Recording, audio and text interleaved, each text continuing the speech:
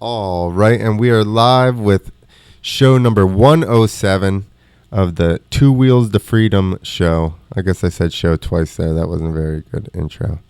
All right. With Brett Smith. If you guys don't recognize that name, you're going to recognize We Went Fast on Instagram, which I didn't even realize until I had the conversation with Brett that he had podcasts and stuff, and exactly how in depth that went. I was just like, cool Instagram, bro. So after we had a conversation, I went and checked out some of his podcasts, and he basically told me he was a storyteller, and then I went and checked out, and that's exactly how I would have described him too. I got into his 8th episode, which is about guys that won a premier class, which basically at the time was 250 two-stroke supercross, and that's it. They only won one. So that was a really interesting. Being 40, I remember pretty much all those guys and them winning, and he gave us a little backstory. So as always, the podcast is brought to you by Stroker Industries. Stroker makes the trigger. And basically, you don't have to undo your vent on your gas can, any of that. You can just flip it over, push the button, and you're good to go. That's strokerindustries.com. Also, Boyson. Everybody knows Boyson and Moto, especially if you're a two-stroke guy. One of the very first aftermarket product people. So they invented the reed valve. Check them out, boyson.com. And also Canvas MX. Brand yourself. You can actually get your whatever you want put on your jersey. You could get a We Went Fast jersey, Brett. I should make some. I don't have one. Well, there you go. You need to get that set up. I'll probably end up making coronavirus masks before I make jerseys, though. He has them as well. I saw that today. Yeah. I should get myself one because our governor just said that we have to have a mask if we go out to post office, grocery store, gas station. When did they do that? It's starting on Saturday. This Saturday. So today's April 15th. So Wednesday, this Saturday, we'll have to have a mask. Not when we leave the house, but when we go into buildings. Welcome to Bain, right? We've already been there in New Jersey for like really? a couple, at least since probably over last weekend. I think they imposed it. Yeah, my wife and I have talked about like making masks. We have the We Went Fast shop rag, which is available at wewentfast.com, and I might just end up making masks out of these. There you go. Perfect. Man, what a weird time we're in right now, huh? No Supercross. What are you doing? What are you reporting on right now? I guess that what we're all doing, going back into the past. This is normal. This is normal for me anyway. I don't cover racing, which is the beauty of this time for me. So everyone's like kind of looking at what I do and going, I guess I got to get on that too. But it's normal business for me. It's just that it's sales on the website have slowed down. I'm a researcher for the X Games, so we're watching for what's going to happen mid-July. Is that going to get canceled or pushed back? We just don't know. And I know everyone's wanting to have the conversation of what's going to happen to racing and when will they start. And there's just much bigger things to think about right now. They haven't figured out how to get Major League Baseball up and running and the NBA up and running. And I feel for the guys, down in Tampa and in Morgantown who literally have to go in and redo their playbook every single day. They have a lot of stuff to plan for, all those races and different promoters and the sponsors and the fans and the riders and the team personnel, and you have to connect with all them people, and it's a strange time we live in. So my life is pretty simple compared to what they're dealing with. I've been saying, because I did booked freestyle shows for 16 years, and now I don't. I do comedy, but it's not like all of my income was from comedy at this point.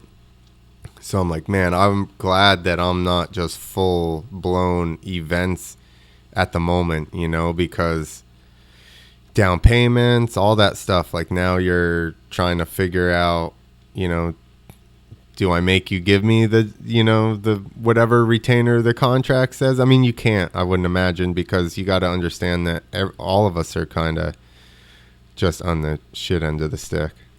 Right.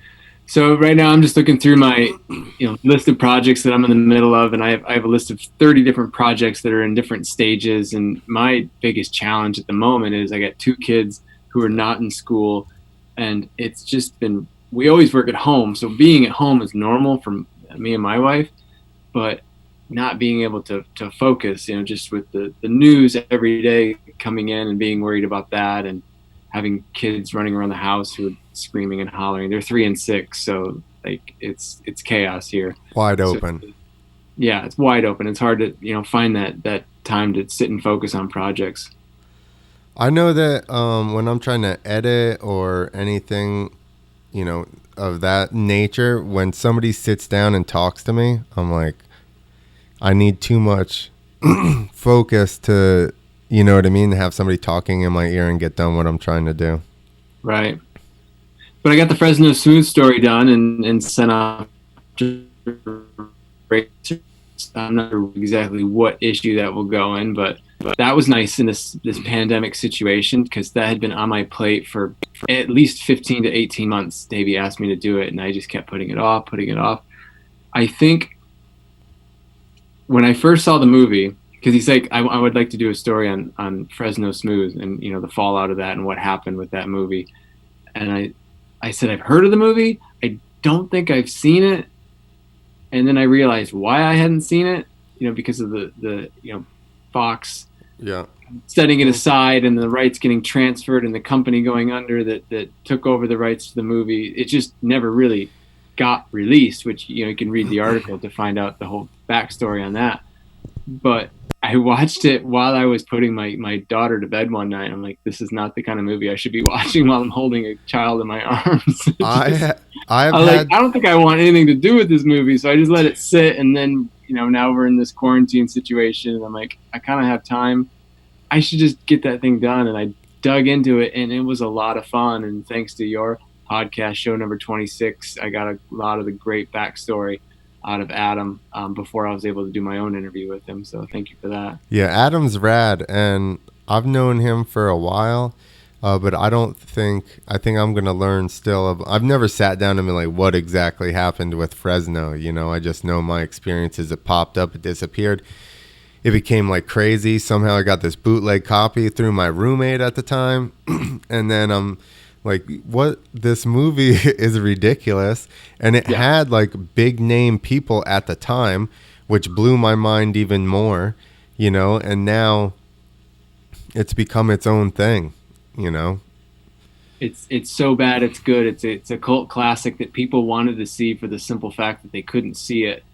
And I didn't quite get it at first, but once I dove in, and talking to the Fox brothers and some of the people involved in the movie, like Emig and Seth and Adam and Troy, it really all started to make sense. And it became a really fun story, and way longer than what Racer X would probably normally print.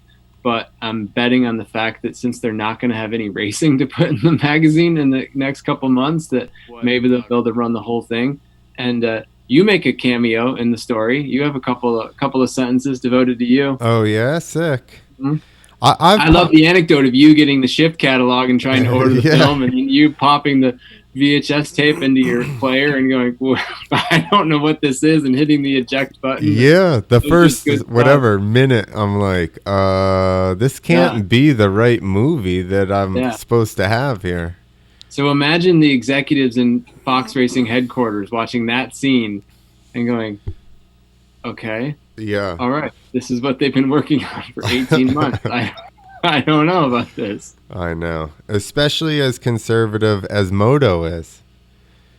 Yeah. Even now, think and about. They were told to be edgy. Like, it was known. Like, and most of the people that were in that boardroom watching the movie, they were in the movie. They had little cameos. So it's like they got a taste of the filmmaking process.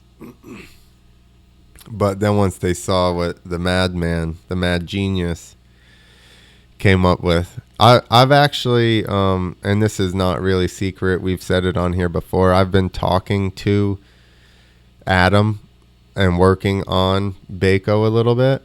Yep. And he's just, he kept trying to push it further. I've been just helping with dialogue basically, and He just gave me the log line to the movie, and he's like, "Yeah, if you could mention it in the article, that'd be great." And it gets a mention at the very end. So yeah, yeah. So we've been basically, he knows that I do comedy, so then we started going back and forth, and then he's like, "Yo, I want you to look at this." So he sent me the script, and then I started trying to fix the vernacular of some like the characters because they're like derp like characters. So I'm like, he wouldn't say that. He would say this. And doing comedy, I'm just trying to make every line out of somebody's mouth like answer the question but be ridiculous at the same time, or some kind of like just back and forth. So he liked what I did on a couple of characters, and he just is always pushing the envelope, and I'm going, I don't know. And I was very skeptical about some of the stuff because he's like trying to go so far with it. And then I watched the reaction to that and heard everybody talk about it, and it clicked. I'm like, oh, I get why you need to yeah, be so ridiculous. You really do need to be like all the way out there so that it's a memory, you know? It's going to stay with people. Think about the, you know, terribly good or terribly bad movies that everybody knows of. Sharknado. You don't know what Sharknado is? yeah. They I know what it is, but I didn't watch it. Me neither, but I know the name. I think I've seen like half of one. It's tornadoes that pick up sharks over the ocean and then dump them on land or something. Exactly. It's got Like ions. you've got to be obviously over the top. Yeah, exactly. So, yeah, he's got some plans. I love working with him. He's got a good he comes up with angles that you don't ever see, or I don't at least, and I appreciate it. Yeah.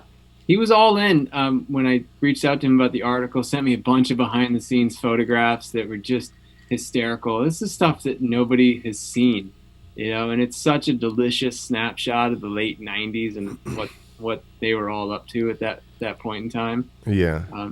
It's just gold. I'm really looking forward to seeing the article. And if you want to subscribe, it's digital.racerxonline.com. You can get digital issues for 99 cents right now. They're having a sale. So, oh, the whole issue. I thought it was like the article for 99 cents or something. no, you get the whole issue. I think they're having a special, you know, first 3 issues for 99 cents. And then they have the print magazine still too. I honestly think that I got a when they first started doing the digital ones, I think I don't know, somehow I got a digital subscription, and I just found it. It was like, this is your last one in my junk mail or spam or whatever. And I was like, I got this for a year. I never saw any of this. So I'm like, That's the problem with digital magazines. You forget that you even had them or got them in the first place. yeah, and it just got rerouted to some kind of weird mailbox that I don't ever check. And then I was finally, you know, they don't pop up. So then I finally looked and I was like, oh, there's a whole year of magazines in here that I never read. Yeah. Oh, well. So, you grew up racing. You got your childhood Moto 5 right behind you. Yep. Which way? Yep. There's the Bell Moto 5 that I got a concussion in 1990 at the Mini-O's. It was on the parade lap. Ricky Carmichael and I still joke about that because he was right behind me when it happened. I went over the bars on this double jump. Let me say that again. On the parade lap, he crashed. And years later, we're at the races, and I mentioned it to him. He goes, "You were the asshole who held us all up on the line. Like, it was delayed because they had to scrape me off the track." Wow. Put me in an ambulance, and I woke up on a CAT scan machine. It was a watered or something? Winds up with a kid named Joey in Michigan who uses it for 3 more years, and he sent it back to me a few months ago. So I haven't seen this helmet in almost 30 years, and it winds up in my house. And because you posted a picture of you back in the day in it or something? He just follows me. We were family friends growing up. You know, he raced in Michigan also, and he's like, "I got your helmet. I still have your helmet," and he mailed it back to me with some Where did those go? Oh, these are cool. Oh yeah, the old protectors. Yeah, look at those. Hard plastic. It's like probably so brittle now. Um, they're in pretty good. Well, no, there's some holes in them. I Pete, mean, 30 Pete, Greg, years John, old. we need a refund on these things. Sent me some gloves back too that used to be mine, so that was cool to I see. want a replacement of these ones. Exact gloves. Back. So what you grew up But where? yeah, I grew up. Michigan? Yep, District 14. I grew up in the mid 80s, late 80s. Stopped racing in 97. So Nick Way, Jimmy Wilson, Matt Maximoff, Josh Woods, that era, those riders. Our dad's got the Michigan Mafia rolling again, and they have a bunch of T-shirts made. I have one around here somewhere. So it was One a of the good OG time to be ones? racing. What's that? One of the OG ones? No, I mean Michigan Mafia started in the 70s. I don't know if those guys made T-shirts, but in the late 80s or early 90s, our dad's Way, Woods, some of the other dads, I don't know who exactly did it, but we made a bunch of Michigan Mafia shirts, and we would wear those when we went down to Loretta Lynn's or Minio's. I mean, sometimes we just caravan together. I remember one year we went to Minio's. I think it was 90. It was the year that I got knocked out. That's why we couldn't go home, because we'd caravan down there with Nick and Terry Way, Travis Peterson, and a kid named Justin Smith, who passed away a few years ago. He was from Michigan also. So there was 4 kids, 4 adults, all in this one motorhome. It was insane. It was so crowded, but it was a blast. You know, it's the memories you'll have forever. Yeah. Have you thought of doing a story on the original Michigan Mafia, or have you already done that? I would like to do a story on the team dynamic that was very popular. I think Dynamic. I don't know if it was a shop. I can't quite remember, but all the kids growing up in Michigan in the late 70s, early 80s were part of Team Dynamic, and they would go to the amateur nationals, what was before Loretta Lynn's, and just clean house. Like one year it was over in Millville, and they just destroyed everybody. The year it was in Redbud, like 80 or 81, they obviously killed everyone there. So I think that would be a good story. But I think the Michigan Mafia was just a name that race promoters and race announcers gave to all the kids from Michigan that came to any big race and cleaned up. Well, yeah, you must have had fast guys. Yeah, obviously. There's no shitty state mafia. The Bowen brothers, the Beckington brothers, Eric McClear. There was a lot of great riders from that era. It was good to grow up with those guys. Yeah. So then this is a drinking show, right? What are you drinking? Yeah, yeah. I got tequila and water. That's what I always drink. This is a Holden Caulfield. This is soda and bourbon.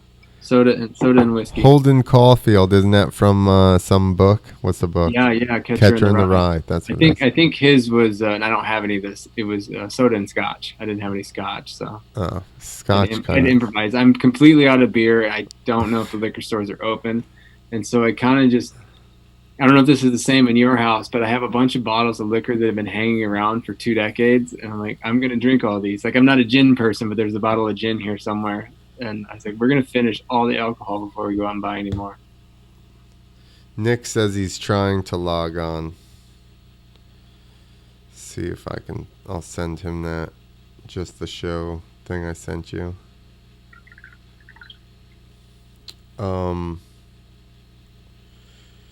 So, and then you said that basically you went straight to college after you rode one national. I went to the Steel City National in '97. That was the weekend that Princess Di was killed. I remember waking up in the back of the van. I was sleeping, and I had 2 guys with me. They were like my mechanics, just guys from Michigan that wanted to go help me out and have a weekend away. And I remember we're waiting in line outside of the Steel City National. I just hear like, Princess Di is dead.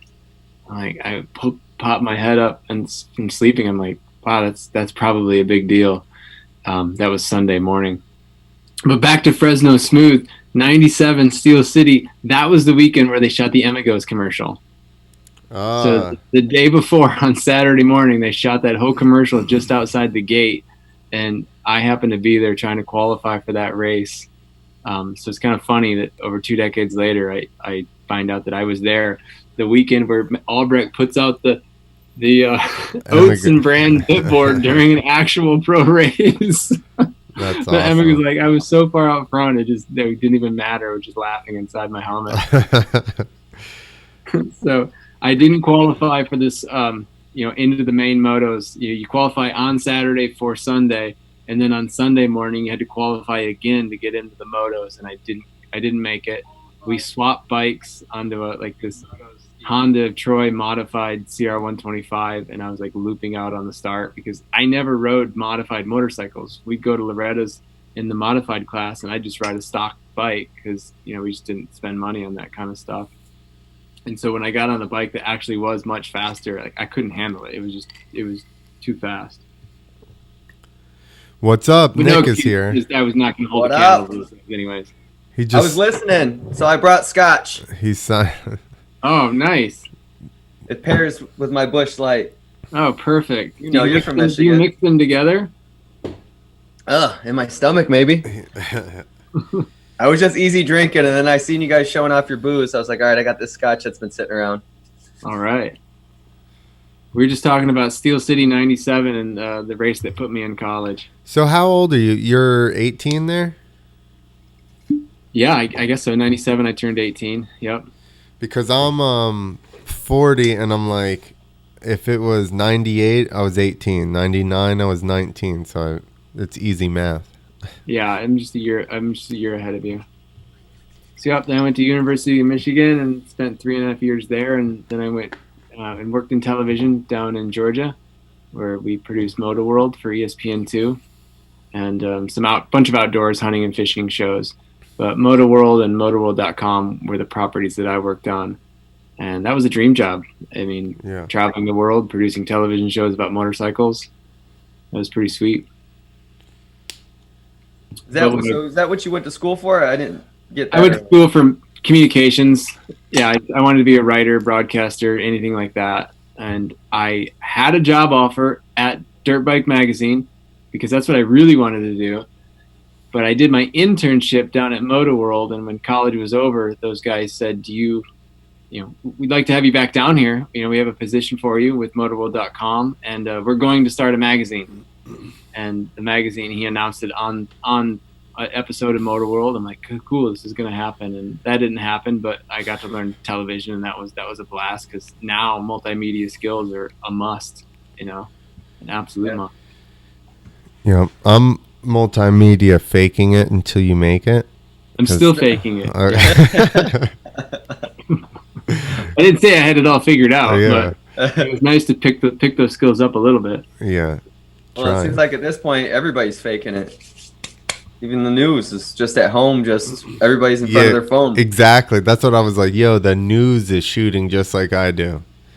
I'm trying to figure out what I should be doing different now. We talked earlier before Nick came on about, how everyone's, there's no racing to cover, so we're all trying to figure out what to do. And like, I haven't jumped on the Instagram live thing. Like my brand, I don't make it about me. So you don't see me ever, but I do wrestle with that. Like, should I let people in, like to my little man cave down here and what I'm doing? Should I make my face a part of it? And I can't figure that out. I wrestle with it. If part I of me could, says, this isn't about you. And part of me says, people might want to know, they might make a better connection that way.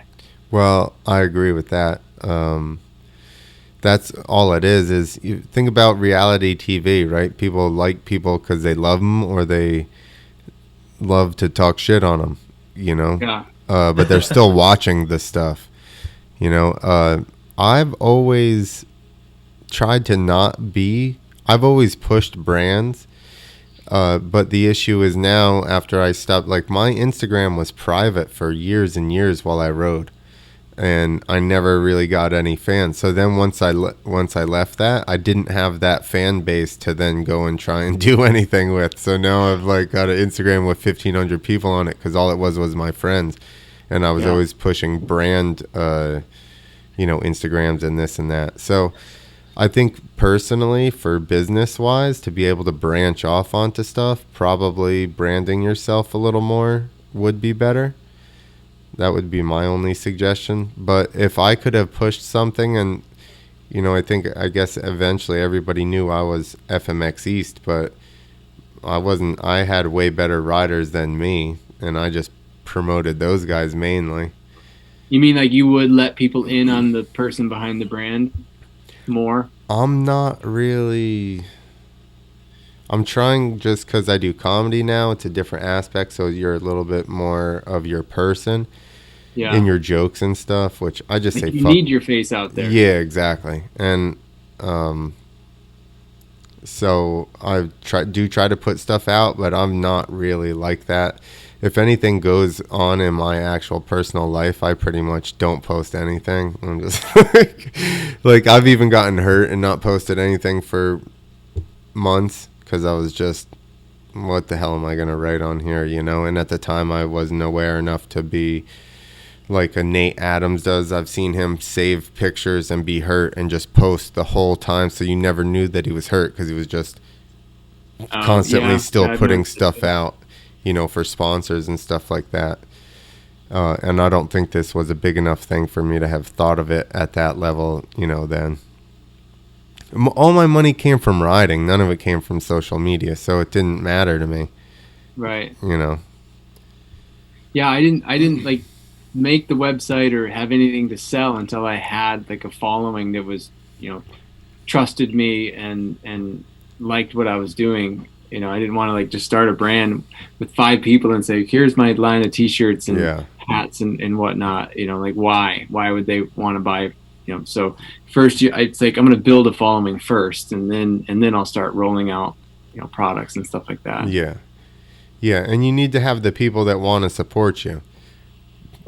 Because if you don't have the base and anybody that's like, this guy does good stuff, I'm like pumped to listen to it or whatever, then nobody's gonna tell their friends, nobody's gonna buy your stuff, But I have realized that people don't.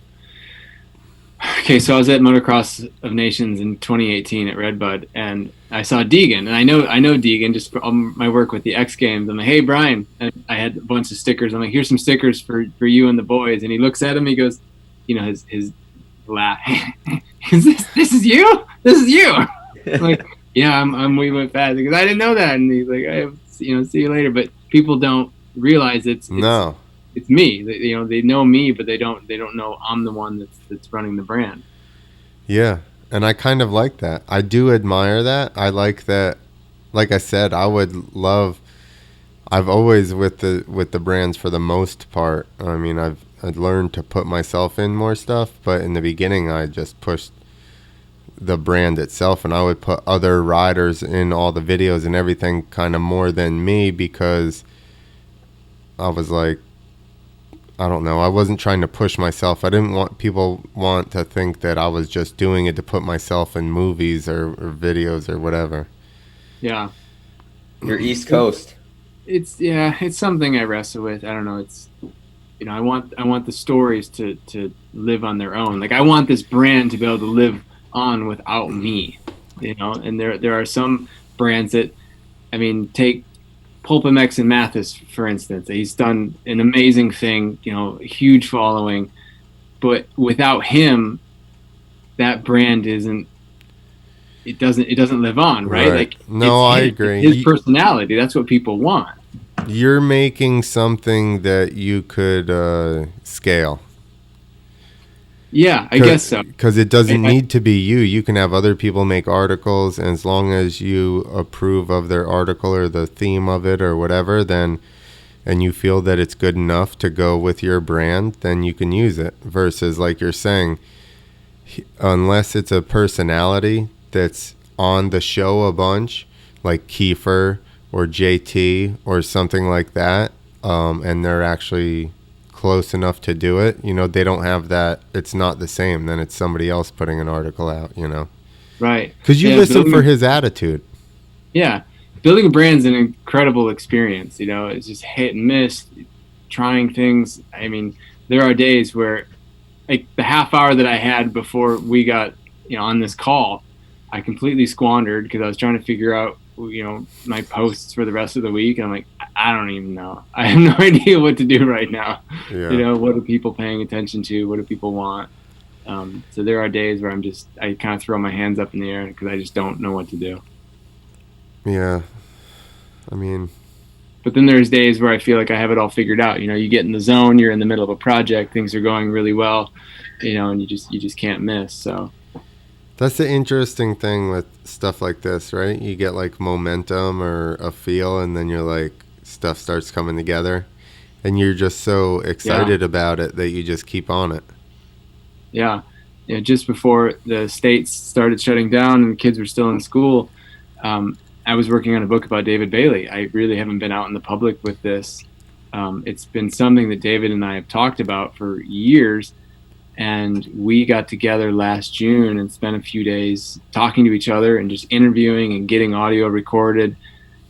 And after X Games Aspen, I finally got to work on that. Started writing the first chapter, started writing the second chapter, really getting things rolling. I had like my schedule all planned out. When both my kids were in school, I would spend 3 hours, 3 days a week, just buried in that writing and going through our interviews. And then now life is completely tossed in the air. There's, chaos in the house at all times. And I just like put that to the side, and it's been 5 weeks and I haven't gone back to it. And it's like, you feel like you've lost all momentum. I've never written a book before, so this is my first time. So there's tons of fear and feeling like you're inadequate and this is never going to happen. But you will get back to it. My plan is to write chapters and release them on my Patreon page, which is, a small group of people who pay me monthly. Yeah. And they get, certain benefits, but they're going to get to see the chapters first. And that's patreon.com/wewentfast, patreon.com/wewentfast. And at some point this year, we'll get some chapters posted. And when I have enough content, I'm going to publish a book, it's going to be cool. Yeah, that is, I kind of, you see how we do it. We just get on here and start talking and ask questions, which Nick, obviously. He doesn't ask many questions. Once you guys get going, oh, there he is. Just chime out. Oh, I was showing how humble Clint is. This is like on the locker room at the one show. I didn't make that. Yeah, no, Clint requested that. He's like, can you make sure it says Clint Esposito and then whoever, anybody, we don't care. That's why I was quiet. I was trying to find that picture. They dealt with me. I booked the show, and then I brought whoever with me. So they decided to put that on the locker room for us one day. And he's like, it doesn't matter. Well, to be fair, he probably didn't know if who he booked was going to show up anyways. To be fair, Showtime helmet there. Yeah. 2 of them. That one's signed. What's that photo behind you with the credential in front of it? That is Lusk. That's signed by everybody in the militia, cool. at least. That helmet was signed too, but I had to keep wearing it. Oh my! So it wore off. I got that signed at. I got both these signed at Red Bud. Yeah, nice. So what else do you guys want to know? Well, I just want to clarify for Nick that the sign before Clinton, whoever knows, had flying monkeys on it. So I don't know if you were around for that. We'd show up and it would just say flying monkeys on the door, and that was our room.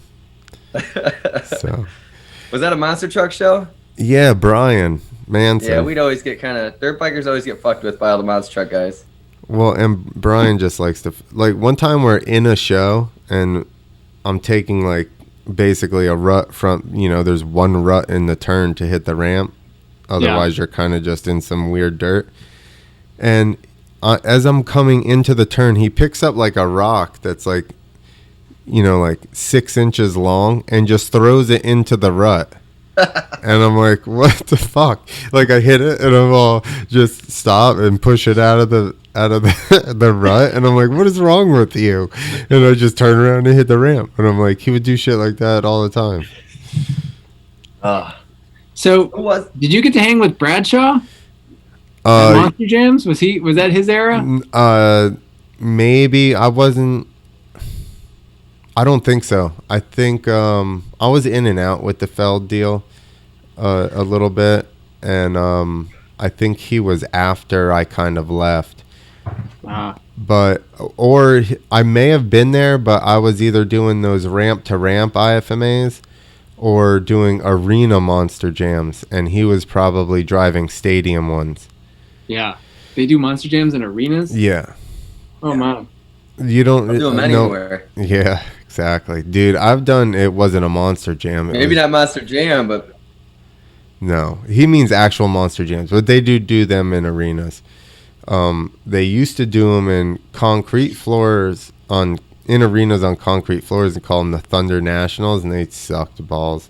Like, dude, I did one at the Allstate Arena though, and that was like their home base for Feld, and that's a tight arena. That had dirt, but it was good for what size it was. But they had their best drivers at that one. Yeah, but they go bop. Yeah. What's something? I've done some terrible ones. We did one, wasn't Monster Jam obviously, but it was like a high school gym setup with the bleachers pulled back. We didn't even jump more than like 30, 40 feet. And the ramp had a top. They left it down. Well, was the roof that low? There was nowhere to jump to. And the fire marshal's there like telling everybody back up, but then I'm like, all it was a Jersey barrier, and people were sitting floor level on bleachers. If that dude hit that, it would have just smoked people. My favorite setup was in like a amphitheater type thing. Same deal. There was a stage. The way we hit the ramp, there was a stage on the left side, and then there was like the retractables were back, and then there was bleachers like when we jumped up in the air, they were like kind of right there. And there had one monster truck at a time, and it would just go burr over the cars and land, and they would be like 2 seconds, and then that was it. So we had to go drive up 2 little sets of stairs out of the back of the arena, turn around in the road, and then had a 2x4 in front of the curb, and it had to wheelie onto the curb. And then you went through 1 set of doors, and then there was 2 sets of 2 little stairs, and then there was another door and a left hook, just 45, maybe not even. And then you'd hit the ramp. There was like a hallway you went through.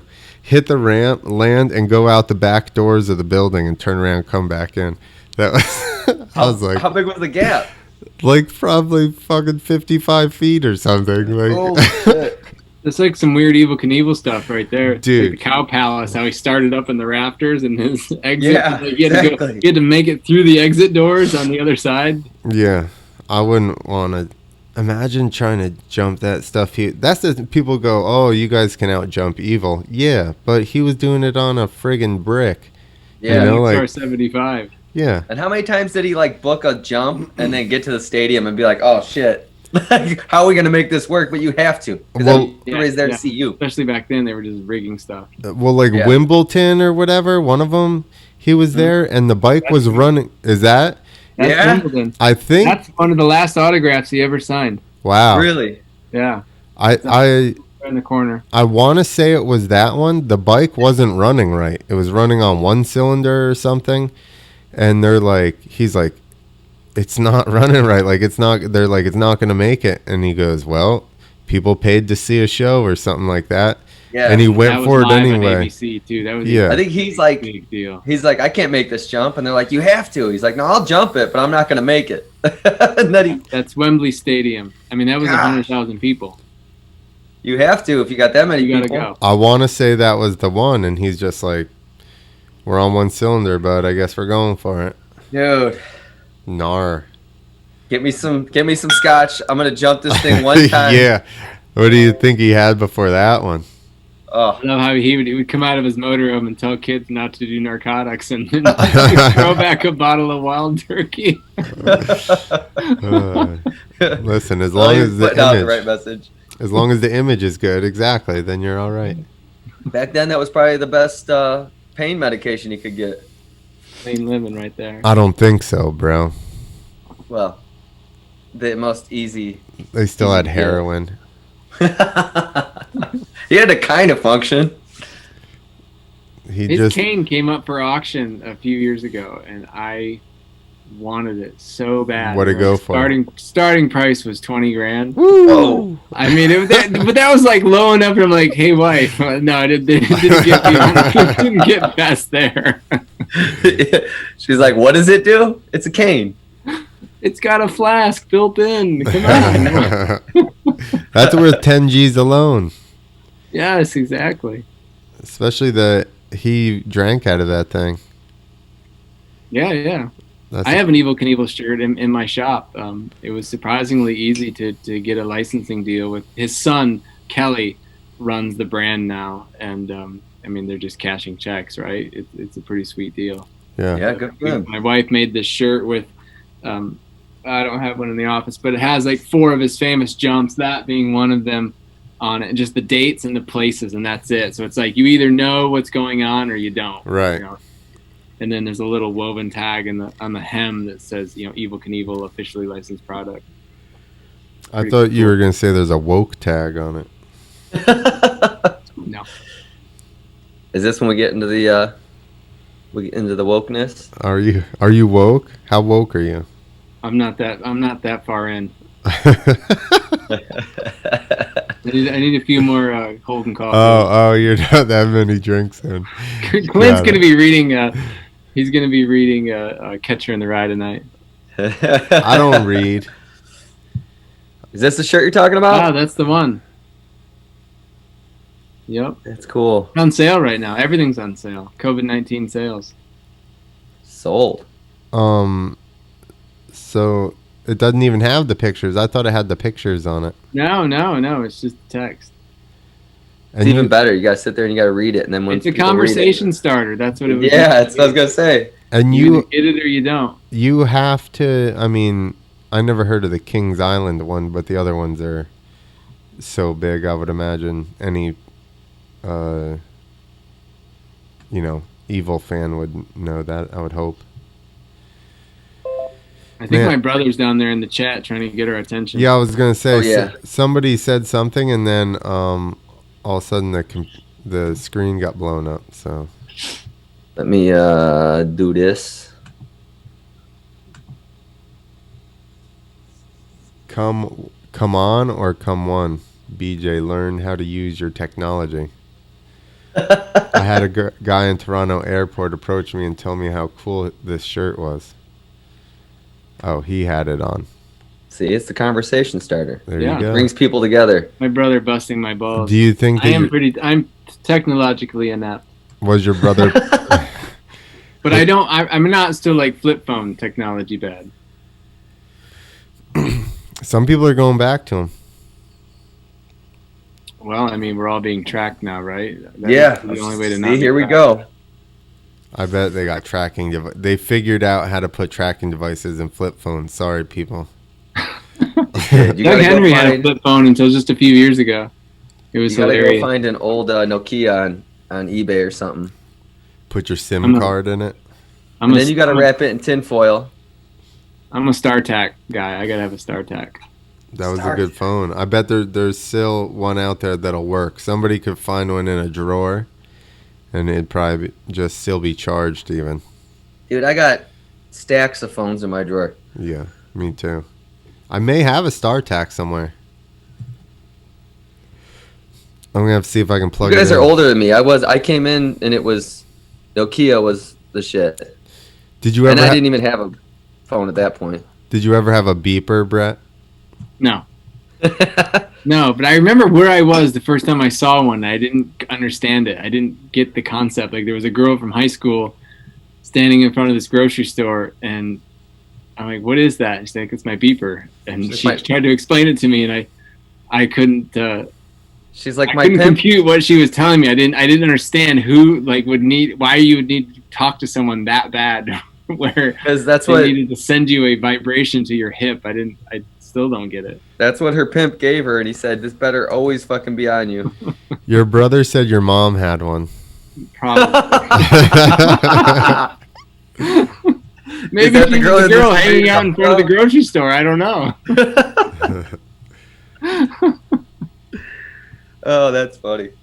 I do remember our parents getting a cell phone, and just it was always minutes. Everything was minutes. You can't use the minutes. Yeah. I remember the phone bill was a big deal in our house. Don't talk on the phone. Don't make long distance phone calls, and we would get yelled at when the phone bill was so high. I remember becoming an adult and getting my own place, and when I got the first power bill, the first phone bill, I went, that's it. That's all this costs. We got yelled at for leaving the door open or the lights on, and this is all power costs. It adds up, man. All the cell phone costs. This is not that big of a deal.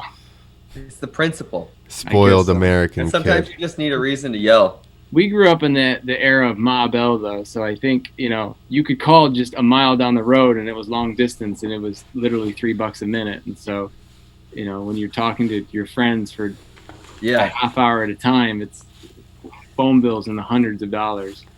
That's when you had to dial the area code no matter where they were. Oh, no, only if they were in a different area code. If we were long distance, you had to dial the area code. But if it was local, I think you didn't. But just ask my brother. He has the memory for this. He can tell you what he had for lunch on the third day of third grade. So I don't have that good of a memory. He said if you're you talking had to the we're not exactly the memory crew. Your brother said if you had to dial 1, you couldn't do it. You couldn't call it. He would remember these kinds of things. Because that meant it was long distance? Yes, I think so.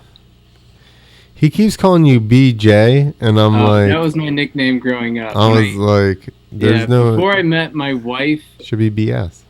I went by my given name, which is Brett. I switched in my late 20s. I started going by my given name.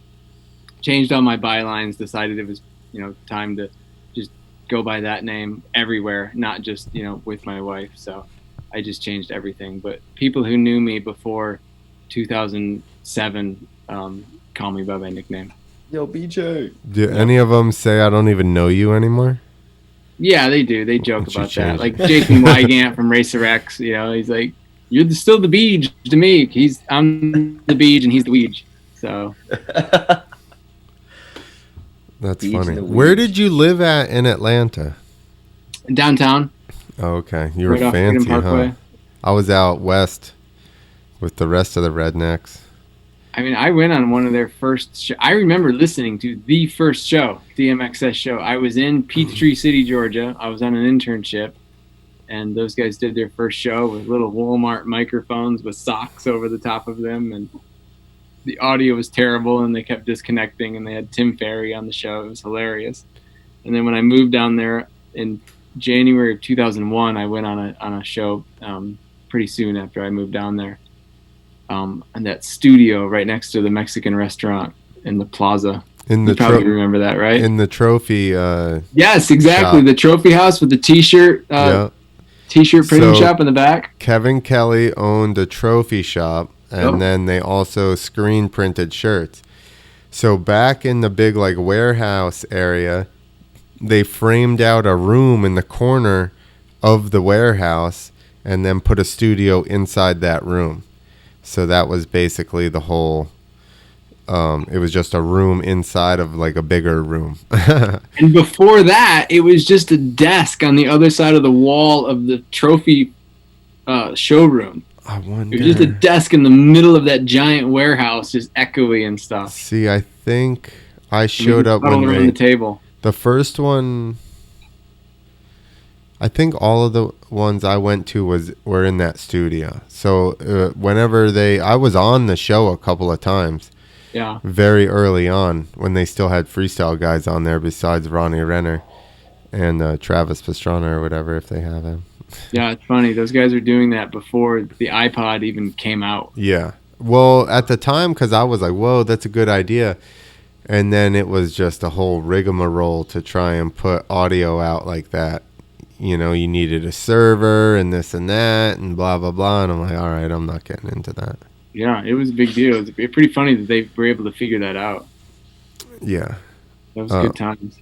They were very ingenious to do it. And, that was fun, going there and doing that.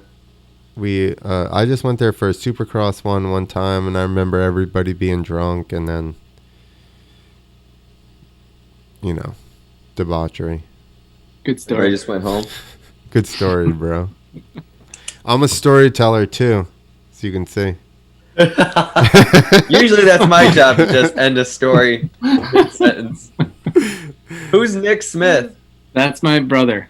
Oh, he's on YouTube talking shit too. He's pretty good about these. He likes your beard. I don't know how I didn't put Smith together when I saw him on YouTube. Yeah. I knew it was going to be bad when he replied to something I posted. He said, "Oh, I will be there." Is he older or younger? Younger. Did he also ride? What's that? Did he also ride? Yes, and I have some excellent crash footage that I can post up, and I will get him back. Do it. We need to see Nick Smith's crash. Let's fire this up. He got into music, and I kept riding, and he got pretty heavily into music, drumming and stuff. He was in a band. He says he was faster. Chimed in. He says he was faster, of course. You can see him in the chat on there. He says, "Oh, me of Orse." Of Orse, course. Of Orse, course. Of Orse, of course. He was trying to type so fast. He's like, "Boom!" Damn it! I spelled it wrong. I'm gonna get him back here. We're gonna make this happen. Oh, so you wrote for a bunch of stuff. Can you pull up his site, Nick? Yeah. Because I saw in your bio when I found that picture, for the thing, that you wrote for a bunch of stuff like Vice and a bunch of big magazines. Yeah, you found the About Me page. Yeah, there was a time there where I was, when we moved to Baltimore, I had left my job in television, and I was really trying to figure out, what I was going to do with my life. I always wanted to keep writing about motorcycles and stuff, and go down. I started pitching all kinds of people. Outside Magazine, ESPN the magazine. I did a little something for Vice about skateboarding getting into the Olympics. There you go. Now go down.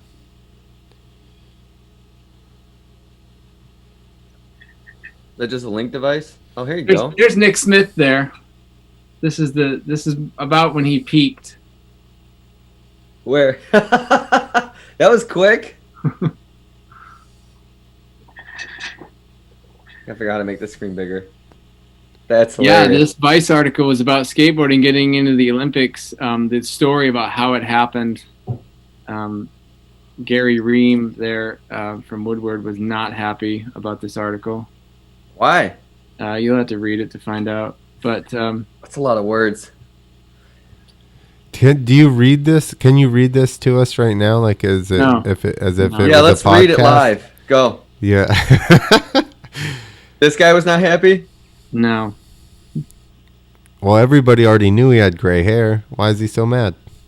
Probably best not to revisit it. All right. We'll just blaze through it. Listen, 50 people are gonna know about this that possibly didn't before. That's it. You can weather that. I mean, there's nothing in there that's not true. It's about how skateboarding got into the Olympics. That's all. And wow, what a tragedy that we're not going to see the Olympics this summer. We'll have to wait till next summer. But my gig with the X Games, I'm involved in skateboarding and BMX and snowboarding and all that stuff too. That's a gig that I still have. But yeah, I'll read some motorcycle stuff to you if you want to find an article and highlight that. We're just giving you a hard time. If there's anything that we're going to focus on after this, it's going to be that Vice article. Okay. I'm just fucking with you. Oh, this was a crazy article. Austin Stroupe. Do you know about Austin Stroupe? A little bit. Incredible talent. Went pro back in, I guess, 07, 08. Factory Suzuki in 08 or 09. And started winning right away. And then it just went downhill. And in 2012, disappeared. Maybe it was 2011, 2010. He was gone for years. And then he resurfaced. Yeah, 2012. And then he was gone for 4 years. He just disappeared off the face of the earth. No one knew where he was. and Chase Stallo at Racer X called me and said, Austin Stroupe is showing up at the Baltimore Arena Cross this weekend. Can you get down there and try to interview him? And I said, sure. And I called him and I said, hey, I want to do a story on you. And when I went up to him in the Baltimore Arena, I said, look, we're either all in on this or we're not doing it at all. So long story short, he fell deep into opioid addiction and disappeared. Had a lot of problems, went to jail, and I just said I wanted to do the story, and we're going to do it. We're going to do it right. And we went and interviewed at a restaurant in downtown Baltimore after the race that night, and kind of we talked for 90 minutes, 2 hours. He's kind of gave me the story, but we talked on and off for 3 months. And during that time, he went to jail and lost his arena cross ride while I was reporting on the story. He ended up relapsing and getting back into drugs during that arena cross season, during his comeback, season, after being gone for 4 years. Wow. And, God, what a crazy story that was. I'd have to reread the story just to refresh my memory because it was 4 years ago when I did it. But he just celebrated 2 years clean and sober. So I'm really happy for him. He's a really, really good guy. That's huge, because especially in motocross, that's for how small of a sport it is, that's a fair, everybody knows somebody who's had that type of situation. It's like breaking your collarbone. There are so many stories like Austin's, and they don't get told, because it's a hard thing to talk about, and it's a hard thing to report on. But thankfully, he and his parents, they were all in on telling it. And to have Mitch Payton tell you, he rode for Mitch Payton, Pro Circuit Kawasaki, to have Mitch Payton say, that's the best story I've ever seen in a motocross magazine, I put that one on my resume for sure. That's I saw awesome, that. Dude. I saw that on your resume. Yeah, that's not... I literally put it on my resume. I read it on your resume. Or at least bio page or about me page. What a bummer that he came back and he was doing so good and then just... That's opioids, dude. Got back into it. Oh, it's awful. Really bad. See, that's a good story, I mean, that... That's why it's so crucial to talk about it, so people can, see where things lead and how quick they go, especially younger kids reading stuff like that. Yeah. Everybody's going to get hurt, and they're so quick to prescribe everything, or, Oxycontin or whatever shit, painkillers to whatever kids. They'll do it. They'll prescribe you stuff when you're young. And we already live in a, motocrossers are a group of people who are constantly used to pushing it and taking risks. They're not worried about taking pills or, it's just it turns into a party thing almost. Yeah, I talked to Doc Bodner, the Supercross doctor, with the Alpine Stars Mobile Medical Unit now, about how this all works. And he's like, as doctors and legislation, we were damned if we do and damned if we don't. We had to manage pain, and if a patient told us we were in pain, then we had to give them something for it. So it's like we either get in trouble up front or we get in trouble later when that patient falls into addiction. But if we don't manage the pain and they're suffering, then we can get in trouble for causing undue suffering. So right. It was, but yeah. They, like you said, they're in a crap position because it really comes down to why are we not trying to use things like CBD or turmeric or stem cells to heal people. Like, the stem cell deal is weird, I guess, because it came from fetuses or whatever, but now they have other ways to do it, like PRP and stuff like that nobody's talking about. And they don't want to tell people about these other things that are, like Kratom. I got a ticket for Kratom being on the drug watch list. I said, what the fuck is the drug you're going to watch in case it turns into a drug? Like, what the hell are you talking about? But that's... There's a shop 15 minutes from me that sells Kratom. It's on the sign, huge. What is it? It's a leaf from off a tree from Southeast Asia that is similar to an opiate, but it doesn't like grab hold of your nerve receptors, which is basically the issue with opioid. They block the end of the nerve receptors so that it doesn't transmit the signal. Your foot still hurts. It's just the signal's not making it to your brain. Right. But they dig in hooks real deep into your nerve receptors. So that's why you get addicted to it, and it's hard to come off of them because they're like slowly going away or whatever. Whereas Kratom is still on the opiate scale, but it doesn't like bind to your nerve receptors like that, so you don't have like a withdrawal deal from it. It's obviously not as strong. It hasn't been refined. That's the other issue we're having with opiates, right? Is that there's no like, why don't they give people heroin in the hospital? Addiction. Well, and then they made what? Oxycontins. Fentanyl? And then fentanyl. Yeah, like what the hell are we talking about here? I broke my femur in 2014, and I remember getting OxyContin, other drugs that I can't remember the name of, and I was scared to take it, but I was in so much pain I had to, but I tried to like really be minimal about it, and did it work for you? Yeah, it did. And I remember I didn't finish the medication. I ended up just getting rid of it. You know, I'm like, I don't want this around. And then crazy. Did you do a lot of it real fast? He's like, I feel like a warm cloud. This is terrible. Yeah, just recently I redid my life insurance, and like it had been 10 years since I had redone my life insurance, and the life insurance company wanted to know, why were you prescribed this back in 2014? I'm like, whoa. There was like a couple medications that I did not recognize at all. I'm like, this has got to be related to my, broken leg. I had surgery in this hospital, and here's the doctor. You can call them. They want to know. I mean, this was 6 years ago, but they want to make sure that you're not harboring some addiction or something, Yeah, they want to be able to skip out on paying you as easily as possible. Yeah. We want to collect the checks and bail. Yeah, exactly. So they're like, oh, loophole. Sorry about your life. Oh, guess what? You had fentanyl when you were 22. Yeah, it's been a process. It's back and forth with questions. And they denied me straight up. They're like, nope, you had a brain injury. And it was like only a year or two after. No way. You're trying to get term life insurance and they denied you?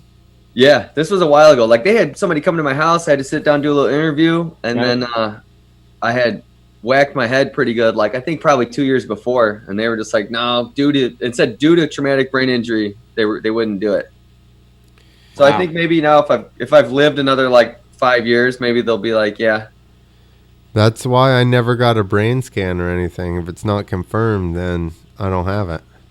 Well, I wasn't able to say no, so I didn't wake up for a day. Hold on. Yeah. Ooh. I want to read this article. I'm leaving all these links up because I got a good read. I was going to say. Yeah, those are secret links on my webpage. Most people don't know those are there.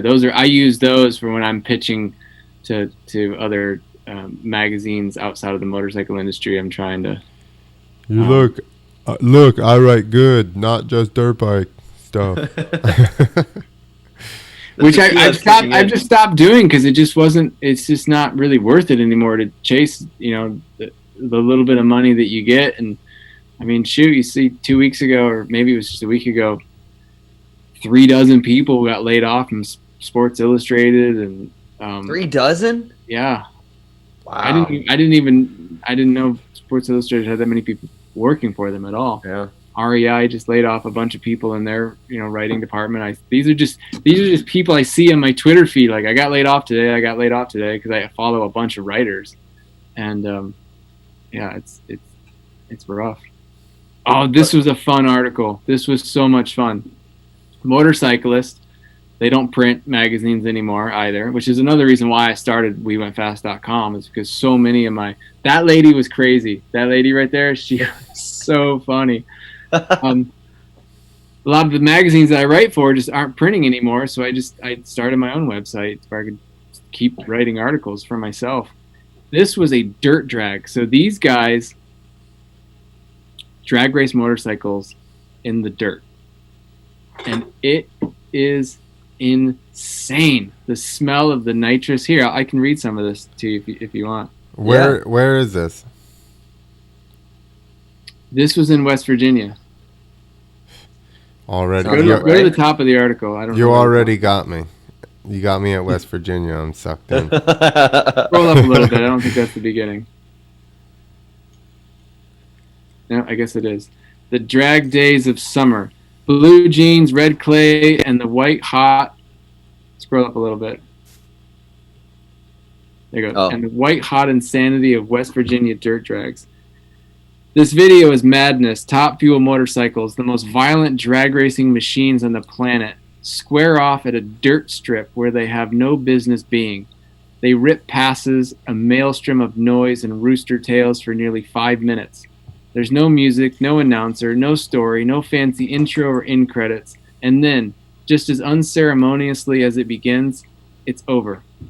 In a little over 2 years, Top Fuel motorcycle dirt drag racing has become the most watched motorcycle video ever uploaded to YouTube. Search the web, and you'll find a few basic details. The video takes place somewhere in West Virginia. It was shot by a construction worker named Jeff Tomlin. Some of the bikes are pushing crazy horsepower. Still, questions linger. What is dirt drag racing? Where does the sport come from? Who are the guys? And why are they scorching earth on two-wheel widowmakers? Has internet stardom changed the scene? Looking for answers, I decided to go see Top Fuel dirt drag racing for myself. What I discovered might be the weirdest, wildest subset of motorsport in America today. So it was wild. It was wild, dude. I mean, these guys are just hanging out in their jeans. They're pouring nitro meth. I mean, you can't breathe when you're near these motorcycles when they're running. That one right there in front of us. Meth. Yeah, that's a Top Fuel one. And dude, if you stood behind that bike, I mean, it would blow you through that wood wall. So, do they ever race this many people in a row? There's like 5 lanes there. No, that's his lane. That's just his lane. I know, but do they race 5 at a time or? No, just 2. It's drag racing. All right, well, I didn't know. Imagine, I don't know, John Force, right? Yeah. You know the name John Force. I know drag racing. It's drag racing, yeah. But it's on dirt. It's motorcycles on dirt. What the shit? That's how you start right there. Feet back. Yeah. Smashing nuts. I mean, there was a 10-year-old there on a 1987 KX 125. You know, with a paper plate as a front number plate. Yeah. Just having a good time, dude. That's all. You need to find that kid and write a story about that. Yeah. Where's he at? I bet you between the nitromethane and the methamphetamine, you couldn't breathe at all around this place. I mean, there were some cool people who were just, family people out having a good time, and then there was some like, yeah, I'm probably not gonna go hang out with you. You know, that's where we're at. I want those cool people. Look at that, dude. He's getting ready to. He's catching gears. Yeah, look at that. I mean, that's a paper plate. Dude. Shit, yeah. I don't know if you. So do they re-roll those lanes every time? Not every single time, but I think they did before the Top Fuel guys came out. And the Top Fuel guys are the ones making the money. You know, everyone else is just, That's probably why it's so, like, people like it. Because when you can watch it and participate all in the same setting, that's huge. Yeah. And there was a motocross track there, too. They weren't doing a moto race at that time, but the promoter of this property had a motocross track on the grounds. So it was like going back in time 30 years. Who did the photography for this? Is that you? His name was Mike Calabro. No, he was a pro. This guy was really good. These are awesome pictures. I'm not a good photographer. There's a byline on there somewhere. Like, they flew this guy in from Chicago to do this race. Chicago? Yeah. It's my turf. Was he an asshole? Most No, guys, he was super cool. I just figured being He ain't from Chicago. Fuck him. He might not be originally. Sounds like a dickhead. He must have he's a transplant. Say right there, look, Jaden Miner, 10 years old. Yep, 5th grader racing a Kawasaki 125. I just saw his name down there in the. And then bottom. Nick just scrolled aimlessly back and forth. I mean, I've written so many. Here, read it real quick. I can't even fucking scroll that fast to try and fuck with you. Let's see what else we got. It jumps around on us, so don't worry about it. What is this? Oh, this is when I got to ride the Alta. Is that you riding? Yeah, that's me. Look at that. Rhino would be proud of your form. Last time I rode a dirt bike, like a real dirt bike. I shouldn't admit that. Look at that. That was 3 years ago. That's the last time you rode at all? I'm a dirt bike. I don't have a dirt bike. I live in Baltimore. Which I guess, 12 o'clock, boys. Yeah, I should have a motorcycle, right? Yeah, exactly. Yeah, you're in the heart of it. That bike was a lot of fun. So that right there, that photo, the Cow Palace, we were just talking about Evel Knievel. The Cow Palace is right around the corner from where that photo was taken. This is just across the street from where Alta's headquarters was.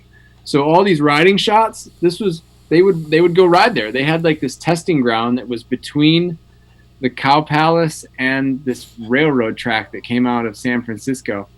It was just this, like, I wouldn't call it abandoned, but it was just this big strip of land that was just sitting there, and they used it to go, test their bikes.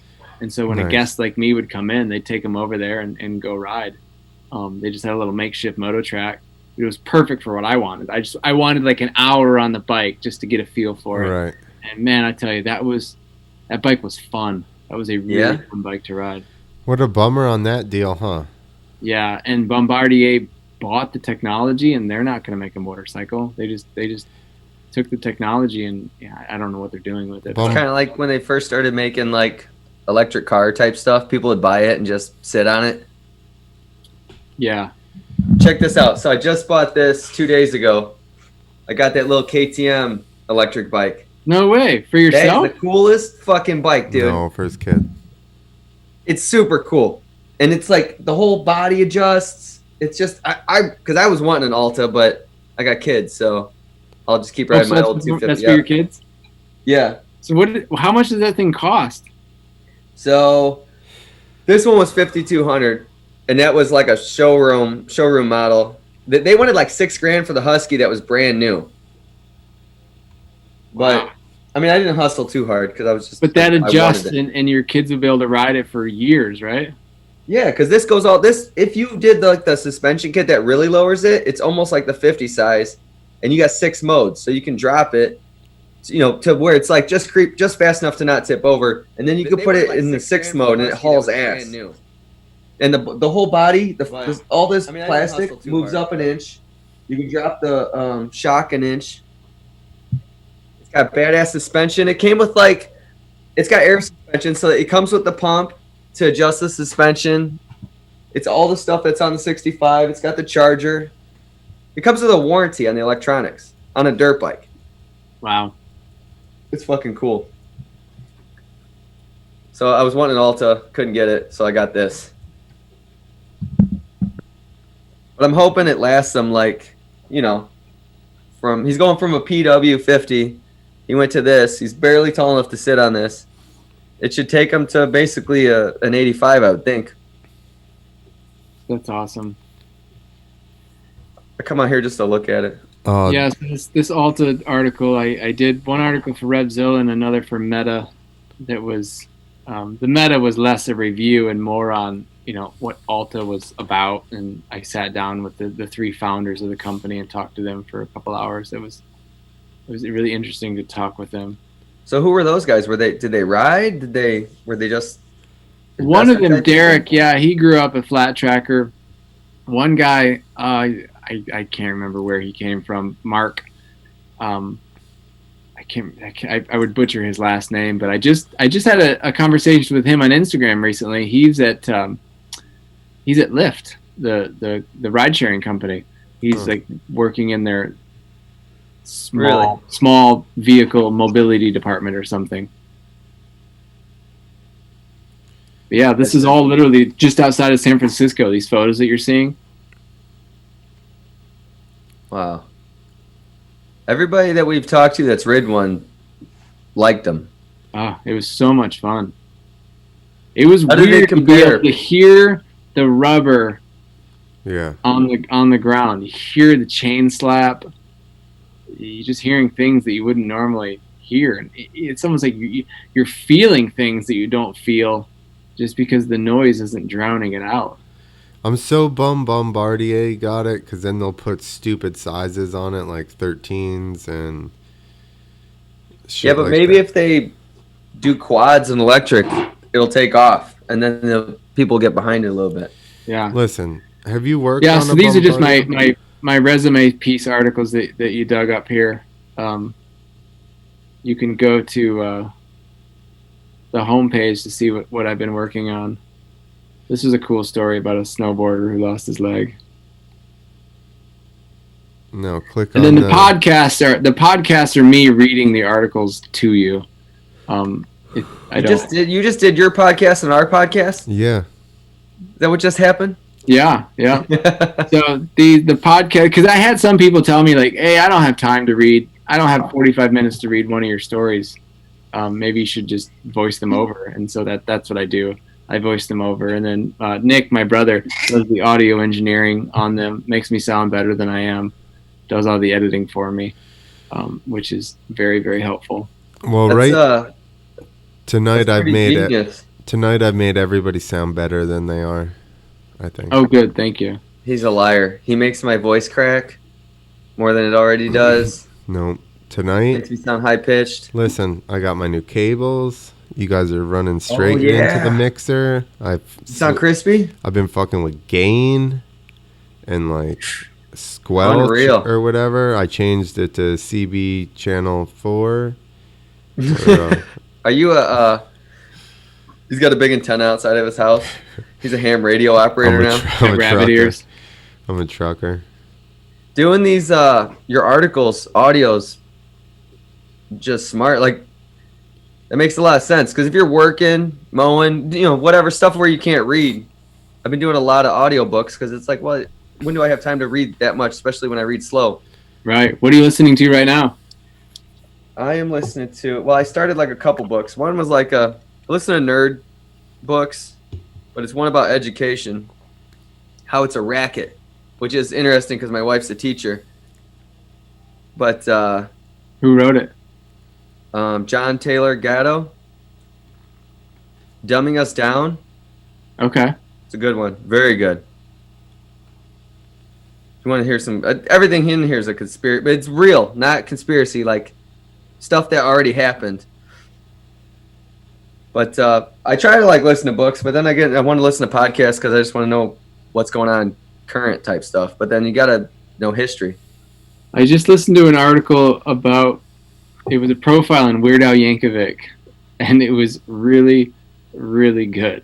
Really? Really good writing, and it was funny to hear, a profile about a guy that I know very, very nothing. I don't know. I knew nothing about Weird Al, but I mean, we used to listen to Weird Al growing up, and we saw him in concert, and really loved his music and loved his work, and the article was really well done. No, so what's weird about Weird Al that we wouldn't assume is weird? He is a super mellow and actually shy person in real life, and does not wear Hawaiian shirts ever because he doesn't want to draw attention to himself. I feel like I could have guessed that. Like his wife, the woman he's married to, he got married later in life. He's about 60 now, and he's got a 16-year-old daughter. So you do the math, and she knew of him, and she's like, I don't know, someone was trying to set them up, because she assumed that that's what he's like in real life, and he was not at all. Yeah, he seems kind of shy almost, because all he does is sing. I don't know, the things I've seen with him where he talked, he didn't seem like he was super, Yeah, see, I've seen nothing of that. I only know Weird Al from the albums. I feel like he was on some talk shows back in the day. Yeah, we didn't have MTV growing up. We didn't have cable. We lived out in the boonies. So I bet Weird Al's wife is hot. Probably. of course you've already looked her up. Of course you have. I guessed it anyways, though, in advance. She's oldish.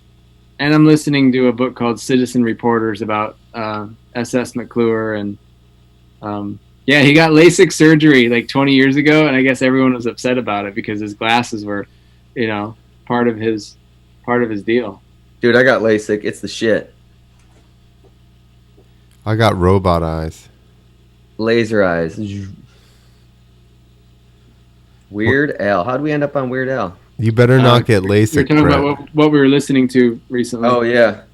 You better not get LASIK, Brett, because if you lose your glasses then and you're no longer BJ. Get LASIK and then just wear fake glasses. No, I can't do that. That's like shaving your head, when you're not bald. Exactly. Baldness Clint appropriation. was about to get angry when you said shave your head, but then...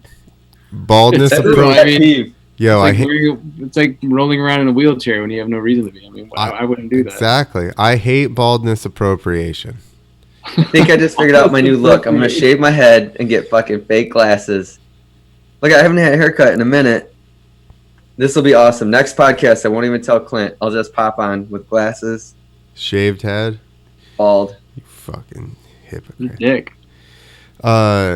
Somebody asked you, do you think that the Honda electric bike is real or BS? Have you heard anything?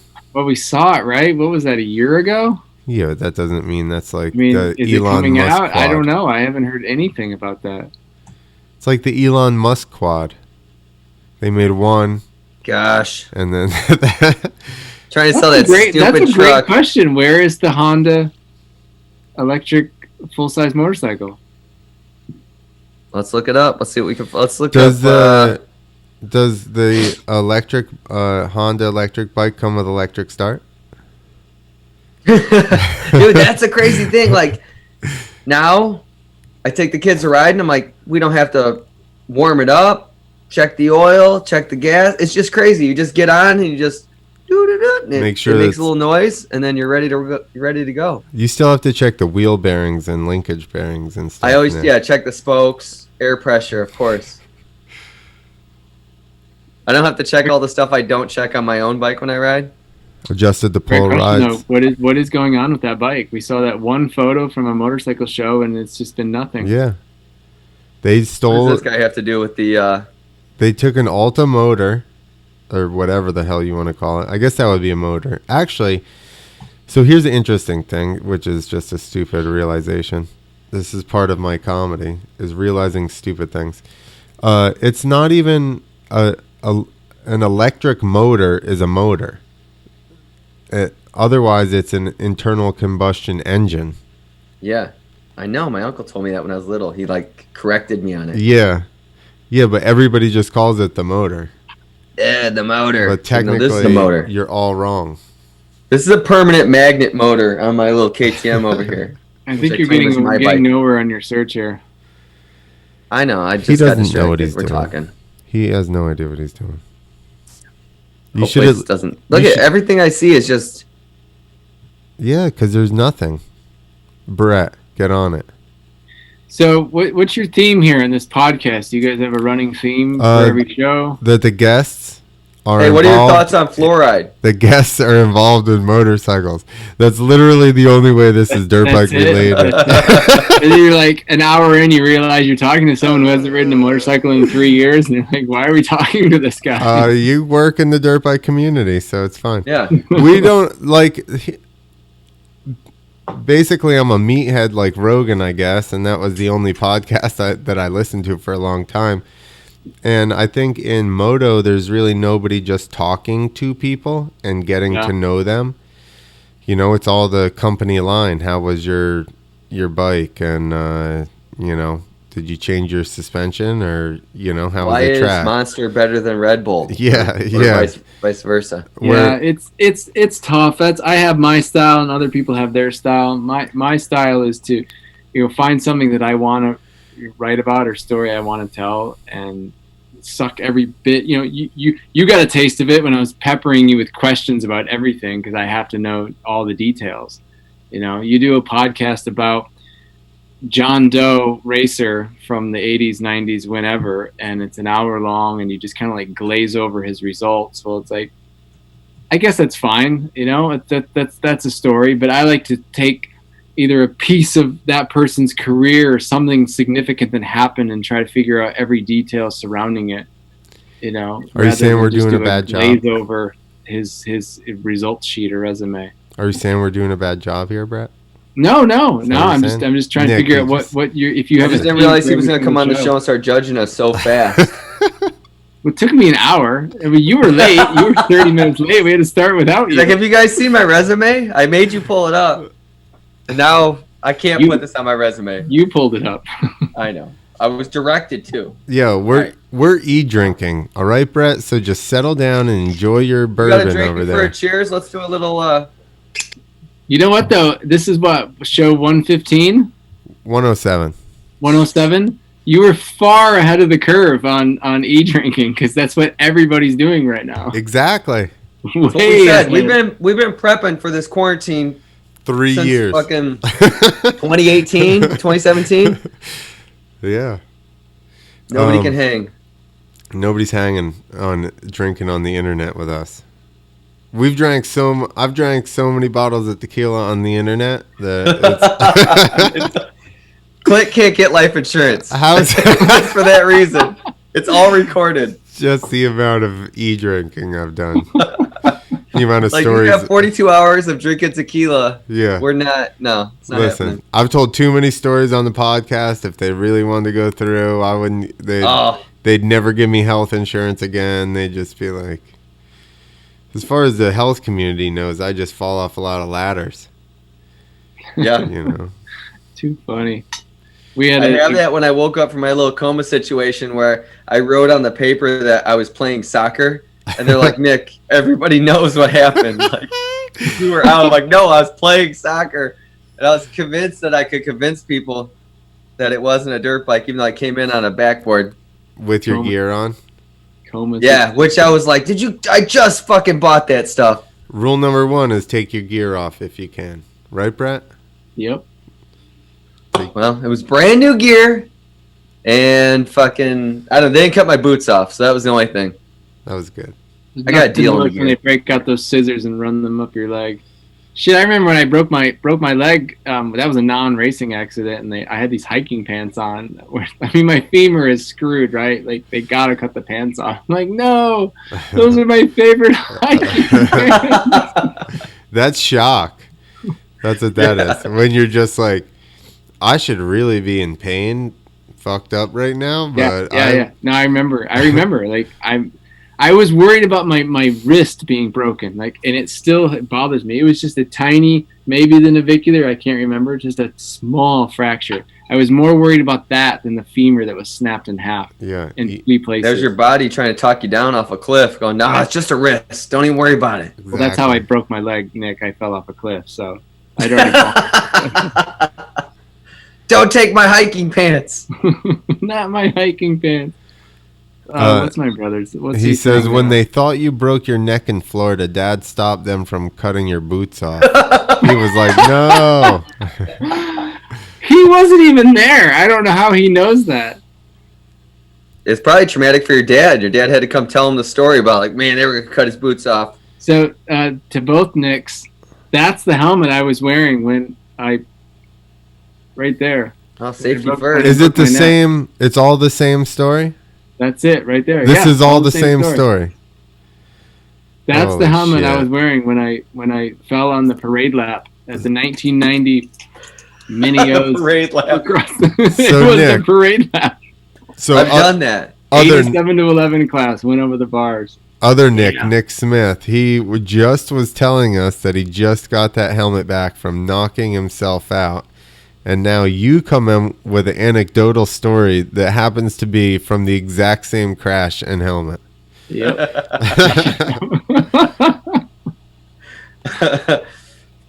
That's good TV right there. We're going to sue Bell for our poor memories. Yeah. we could be dead, but we don't remember anything. So it's not nothing's my fault. It's we could point to somebody else, right? Exactly. Yeah. Duh. What am I going to do? I could be responsible for choosing to ride a dirt bike and then cracking my dome. I got a moto pimp sending me fucking Snapchats. Wait, we talked about that guy earlier, didn't we? I told you, moto. He's always chiming in, dude. I don't even know. I can't read and talk. Everybody knows moto pimps. I was tell moto pimp to follow We Went Fast. I need to talk to him. I was telling, Brett's like, I want to write this story. I was like, yo, moto pimp's got footage of that shit, and he's like, what? Who the fuck is moto pimps? And I'm like, did not say who the fuck is moto pimps. Well, you just blew it because you just said it now. There you go. Now he knows. I was like, what are you talking about? Everybody that likes dirt bikes on the internet knows who Moto Pimps is. I don't know how. What are you doing, you amateur hour over there playing the podcast in the background? No, I had another Snapchat. If I didn't check it, I'd forget the notification. This is complicated. You guys are old. Surprised you even have it. No, I think I snapped up my, pun intended, I snapped up my username, but I don't know how to use Snapchat. See what I mean? Clint barely. Yeah, Nick solely writes me on Snapchat. No, he writes me, and then I respond to it. And between our two brains that don't record things, it's like a conversation that never happened. I'm like, what did I write that you replied that to? And he's like, I don't remember. I send him a message or something, and then it takes him a day, and I'm like, and he just replies the answer, and I'm like, I don't even know what I said to him. Snapchat is designed to make you think that you're going senile, because you send it, and then it's like you send it in a second, and then you're working, and you get back to whatever, and then people send shit back, and they're like, what'd you send? I'm like, I don't have a fucking clue. Yeah, I have no idea what you were talking about. And I save them all, but I'm not about to go back and look. I'm just glad that Instagram finally allowed DMs you can reply to them on a computer, on a desktop. My Instagram shut off me being able to upload to IGTV on my phone, but I can go on the computer and upload stuff. Weird. I think that's backwards. I'm like, what is going on here? I don't think it knows what you're. You know what? I feel like I've broken the code. Apple problem. I've broken the code. My computer's an Apple too. That's what I'm saying. Blame them both. Brett's like, what the fuck is going on here right now? So, who's been your favorite guest? Like, what kind of stories do you like to tell on the show? You, Brett. Who else are we gonna say? You already made us go through your resume. Dude, are you gonna add Two Wheels to Freedom favorite guest if we make? We're gonna make a full quote from the show. Yes, I will. Perfect. That's gonna be we got a quote on his site now. We've made it. All 12 people that visit it every day. Oh, we're gonna hack the mainframe and put our quote in there. I'm sure it's pictures of ourselves. I'm not. I know Clint's the hacker. Anything. I have no idea. I could barely hack into my own site to change stuff. Like, what's the password? Speaking of hacked, Eli Tomac's Instagram got hacked this week. Come on. No, I'm serious. What did they write? Did they put some racial slurs on it? It just says no posts. You gotta quit clicking on titty pictures. That's how you get hacked. No, that's untrue, because mine would have been shut down a while ago. No, but they're not. Hello, sexy man. Yeah, you look up Eli Tomac. What, he got hacked? There. The top one is Eli Tomac _. Huh. Wait, who got hacked? You got hacked or Eli got hacked? Eli Tomac got hacked. Bro. What? You both talked at the same time. Go ahead, go. Eli Tomac got hacked. Hack Tomac. It's a hack attack. Yeah. He popped up on mine. Here's him scrubbing. Am I not sharing this page? Yeah, I found it, but oh, I gotta hit share. I found him.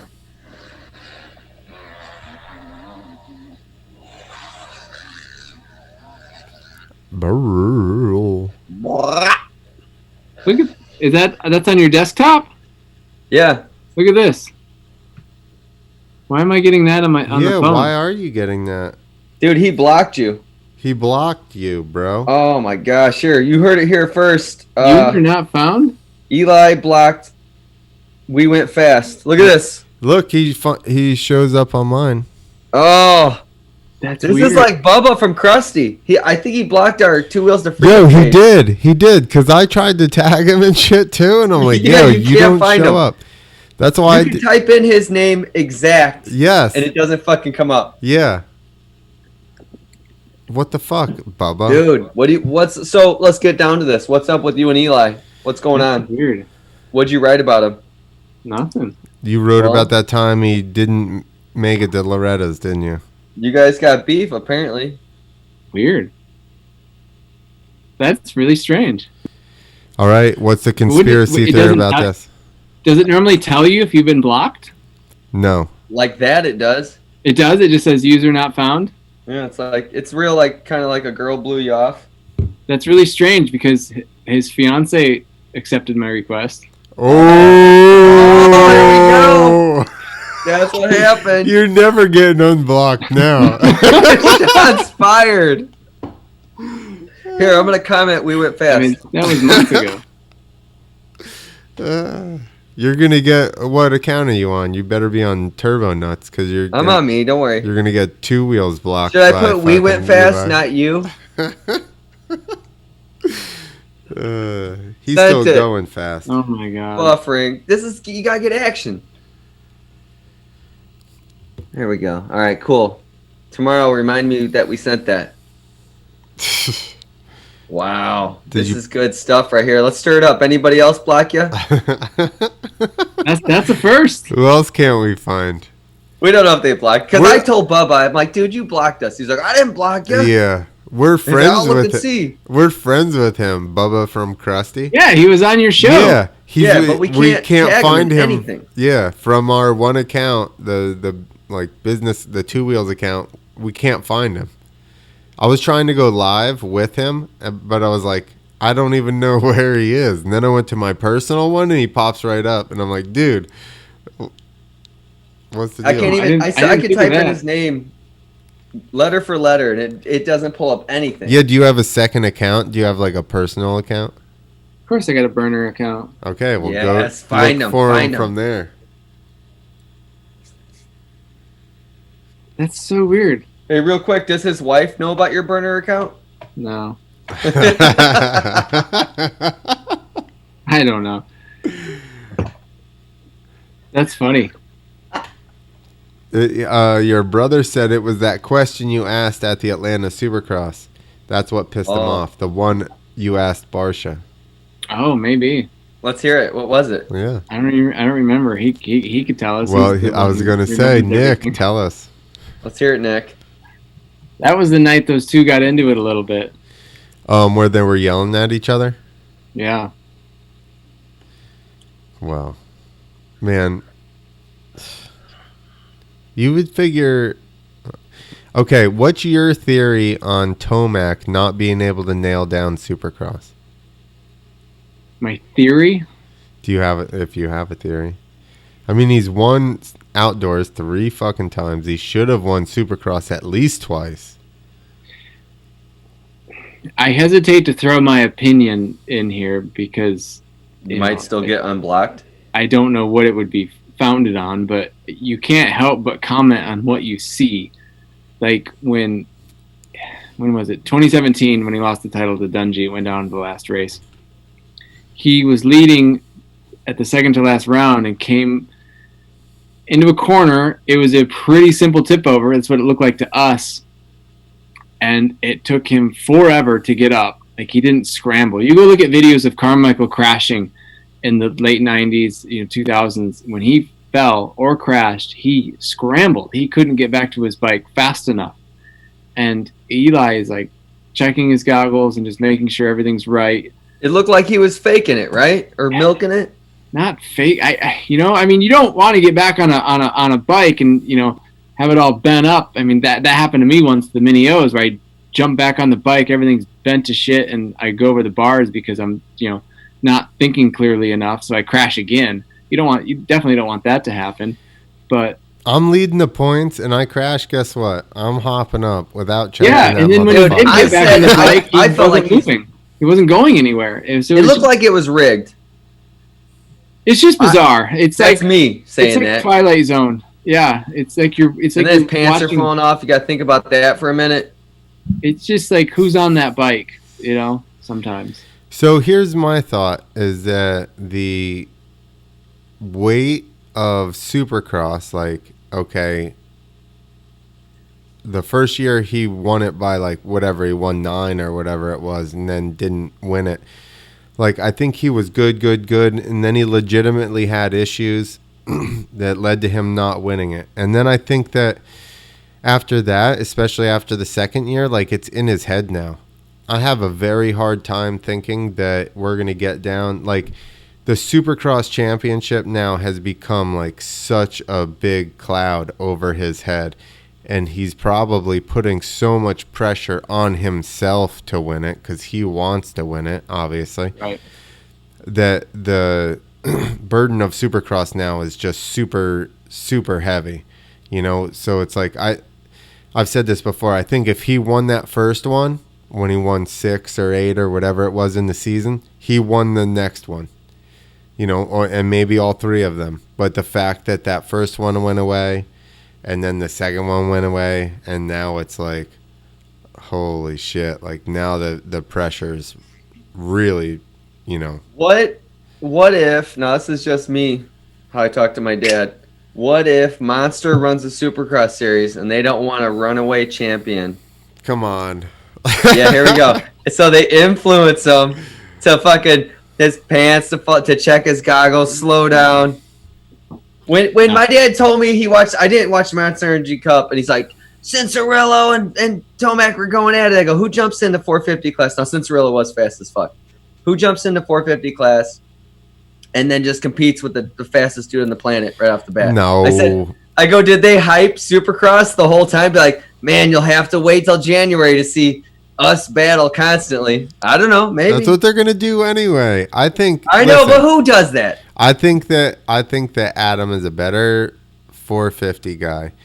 On the 250 or on a 125 or whatever, the whole time in your head you're going, go, go, go, go, go, go, go, go, go.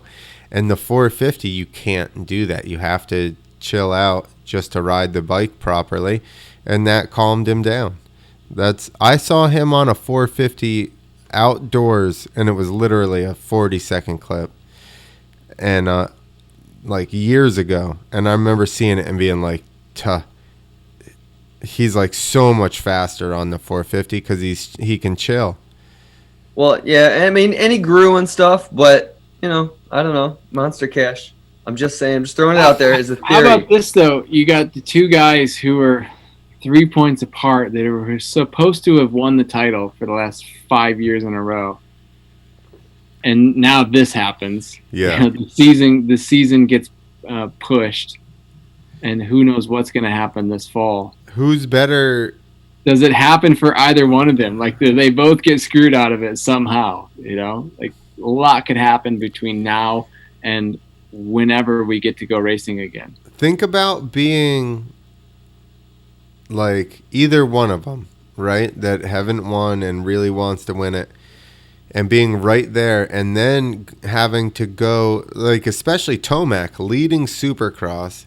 I would say at this point, Supercross is a bigger priority to him, and now has to spend all summer going in. Well, allegedly, if it happens, all summer going and racing outdoors and trying to really put his all into that series when there's another championship that he's leading, like, hanging in the balance. How does that not weigh on either one of those to some extent? I think it depends on how the first couple of none of us are professional racers, right? But as we talked about earlier in the show, it's hard to focus on anything right now. And I think it comes down to a point where you're like, I just have to control what I can control. And if they're allowed to go racing on June 13th or June 20th or July 4th or August 1st, whenever that might be, they just have to take that and run with it. They have to just say, I got to put Supercross that I don't know is even going to happen out of my mind and just focus on what is happening in front of me right now. And for Eli personally, he's having a kid in a few weeks. Eli is? Yeah. Oh, well, he's got to make that money. He's got the motivation. Right. So I don't know. I feel like, yeah, they're all racers. They're all, I know. But, they're just waiting for that chance to win. But I think that then this would be my thought. Say one of those guys, my outdoor, if I was in that position, my outdoor series would depend on the first 4 races, let's say. Because if you're in it in the first 4 races and you still have a chance, then you're like, okay, I have a chance to win this one, so I'm going to gut it out. But if in your first 4 races you have one race that's really bad and you're far off the standings, at that point, are you not like, I'm going to... I mean, I get it. The racers are racers, but I still think that Supercross is more important. And being in the position of being halfway through a series and, being first or second in points in arguably more important series, they're going to try and defer to that one, I would say. Right, but as an athlete, you can't get demoralized or tiptoe around because you're waiting for something else, because they operate a momentum. If you have momentum, you can keep that rolling. So you can't just phone it in for 8, 9, 10, 11 rounds, whatever motocross ends up being, and then go, okay, Supercross is here. Now we're going to turn it on. Now we're going to win. You have to build that momentum. You still have to build. Yeah, but I feel like they're all opportunists too. So if you feel like you've been Here it is. You're going to be like, these fuckers have been sleeping. I'm going to get you want to jump on the chance you got. It's an interesting you have game to of tell chess, yourself that in isn't your it? head. Like, what do you do right now? Like, this is your vacation. This, March, April, May, this might be the only downtime these guys get. June, July, August. Until September 2021. This might be it. So it's like you want to relax, but every week you got to be training because you want to be ready. That's the issue. That's a shitty vacation, right? Because you can't relax. Yeah, they still have to be staying in shape and stuff, and it's not like there's a definite even return time. So, yeah, well, we know we're not racing any earlier than June 13th or 20th, right? So you need to take a break right now, and then as we know more and more through the coming weeks, then you adjust accordingly. But those guys need to take a break while they can, because if they're able to go racing in mid-June and race throughout the year until the end of October, they're already going to be needing to get ready for Anaheim 2021. So it's got to be a weird gig, though, because like you're saying with Eli, he's got a kid on the way. So you got a kid on the way. You're making money from whatever, but you feel like you need to be doing something, right? So Yeah. you bare minimum need to be training constantly, just so you feel like you're just mentally, so you're in it. Because if you're just sitting around, you don't have, none of these guys are going to sit around, but if you think the other guy's training in his off time, you want to be doing the same thing. I know what I would be doing right now. PEDs, boys. What the fuck's a PED? Performance enhancing drugs. Oh, all of them. Yeah. Hey, speaking of that, what do you think's up with Stewart? what like him getting his whole penalty thing seemed a bit excessive, didn't it? Yeah. Yeah. There's him, Tickle, Christian Craig, Cade Clayson. Well, Craig, they kind of expedited a little bit faster. Yeah, so how come some can expedite it and some can't? Well, I think he was just the most recent, and he was the most proactive. I think they got so much pushback from all those other guys just being in limbo for 2 years or something like that. And everybody going, fuck the FIM, we should just ditch them. I think all of a sudden they're like, okay, or WADA or whoever, they're like, we better actually try and do something. We pretty much let them just put their foot on Stewart's career. Yeah, it's a tragedy and a story that has not been told. I know not for someone lack that of could trying. Many of us have tried to tell that story, and and what really sucks is that Stu was back with us again, right? Like he was doing those. Yeah, those are awesome. Those web episodes of him. What do you call it? Reviewing the main event and giving his opinion. Those are so good, dude. And, I'd have quoted that for sure. And yeah, because he didn't hold back. And you heard it from a dude who's that fast. Yeah, and then he kind of like disappeared a little bit, and now we're not racing anymore. So it was like, was that it? Is that all he's gonna be totally burned on motocross. He's like, you know what? Fuck it. Yeah. No, I don't know. I think he needs to pop back in the scene anyway for 7 or whatever. Don't you think? Like he can't just sit in the shadows and have 7 I hope not. Off his brother. I don't know. Maybe he is, and he's like, you know what? I've dealt with all these people. I'd rather. I mean, he warned all of us. When I'm done racing, you're not going to see me again. He had said that to. He did, but he kind of popped back. Yeah, I mean, they all come back around eventually, right? It was Johnny Carson didn't. Is there anyone that you wanted to interview that you just can't get in touch with? Besides Eli Tomac? I've never even. That's not even. I listen. I know my lane. There's tons of people doing moto stuff, and if I do moto, like straight motocross type people, it's more on your end. Videographers and stuff like that. Because I realize all these racers, for the most part, that's not really our deal. I don't know as many people in the racing community. I've been trying to. Somebody said get Pastrana in the chat. That's probably not going to happen. Although I know Pastrana, like it's trying to get friggin' Brad Pitt or something. I've tried to get. Because he's a hunk, right, Clint? Yeah, exactly. Because I want to blow both of them. Brett's like, I can't be associated with any of this. Yeah, he just tips away. Yeah, you should just lower yourself out of the He's like, not that anything's wrong with that. To each their own. There you go. Exactly. Where was I going with that before we got off track on there? Metz. I've asked Metzger to be on the podcast no less than 7 times. What is Metz up to? I didn't even try to contact him for the article. I didn't need anything from him for that particular piece. He's allegedly in for Krusty Saturday. We're doing Krusty 1. And I saw that. That's fun. So I got John. I was talking to Bubba. Bubba put me in contact with John Freeman.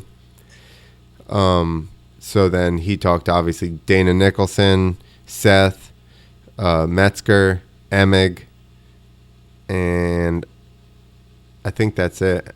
But so that's a pretty heavy lineup there to watch Krusty 1. Seth's not gonna get a word in edgewise again. Well, we'll see. He didn't want to talk. He had like a party at his house. Yeah. So I'm like, I had him muted for a bit of it because those dudes were just like, yeah, I got a 92 Softail and blah, blah. I'm like, what the hell is going on? Yeah. In that room. No, but, it's still, that's probably who everybody wants to ask questions of. At least our fans, because like I said, we're freestyle mainly. But to answer your question easily, Metzger. I've tried to get Metz on. He is the godfather of this. In the beginning, like he was the most fun to watch. I would say a close, I don't know. It's between him and Travis, most influential people in the beginning of freestyle. Obviously, as it went on, Travis became more influential. But if you look at like the first 5 years, trick-wise, the invention of tricks, I would have to say Metz and Travis invented the most within the first 3-4 years, for sure.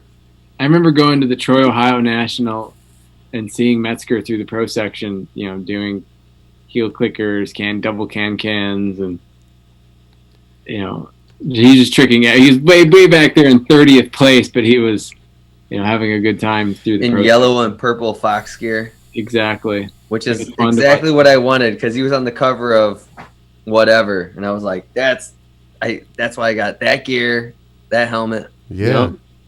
Even the bike was sick. Yep, number 387, right? Yep. Yeah. We did a story on him for Moto World in 2002 when they started doing backflips regularly, and we got a hold of that footage from the dunes where they put the ramp against the dune, and he slept out there in the desert and woke up really early before the winds started up. God, I wish I still had that footage. And he did his first backflip on the sand dune. That was so ballsy. Yeah, I remember that, because that was back then. It was crazy. You might see something somewhere, and then it was like, everything was a month delayed because you'd see it in a magazine. Right. Now it's like you see a thing and then you can Google it or you can hit somebody up, but everything was like a month delayed. That happened with BMX back in the 80s when Bob Harrow and his crew were all doing tricks on their makeshift ramps that they were rolling into schools and fairgrounds and whatever. I did a story about the history of the knack-knack. When the knack-knack turned 25 years old, I did a story about Jeremy McGrath, but I went back into the BMX days and tried to figure out, where did this trick come from in the first place?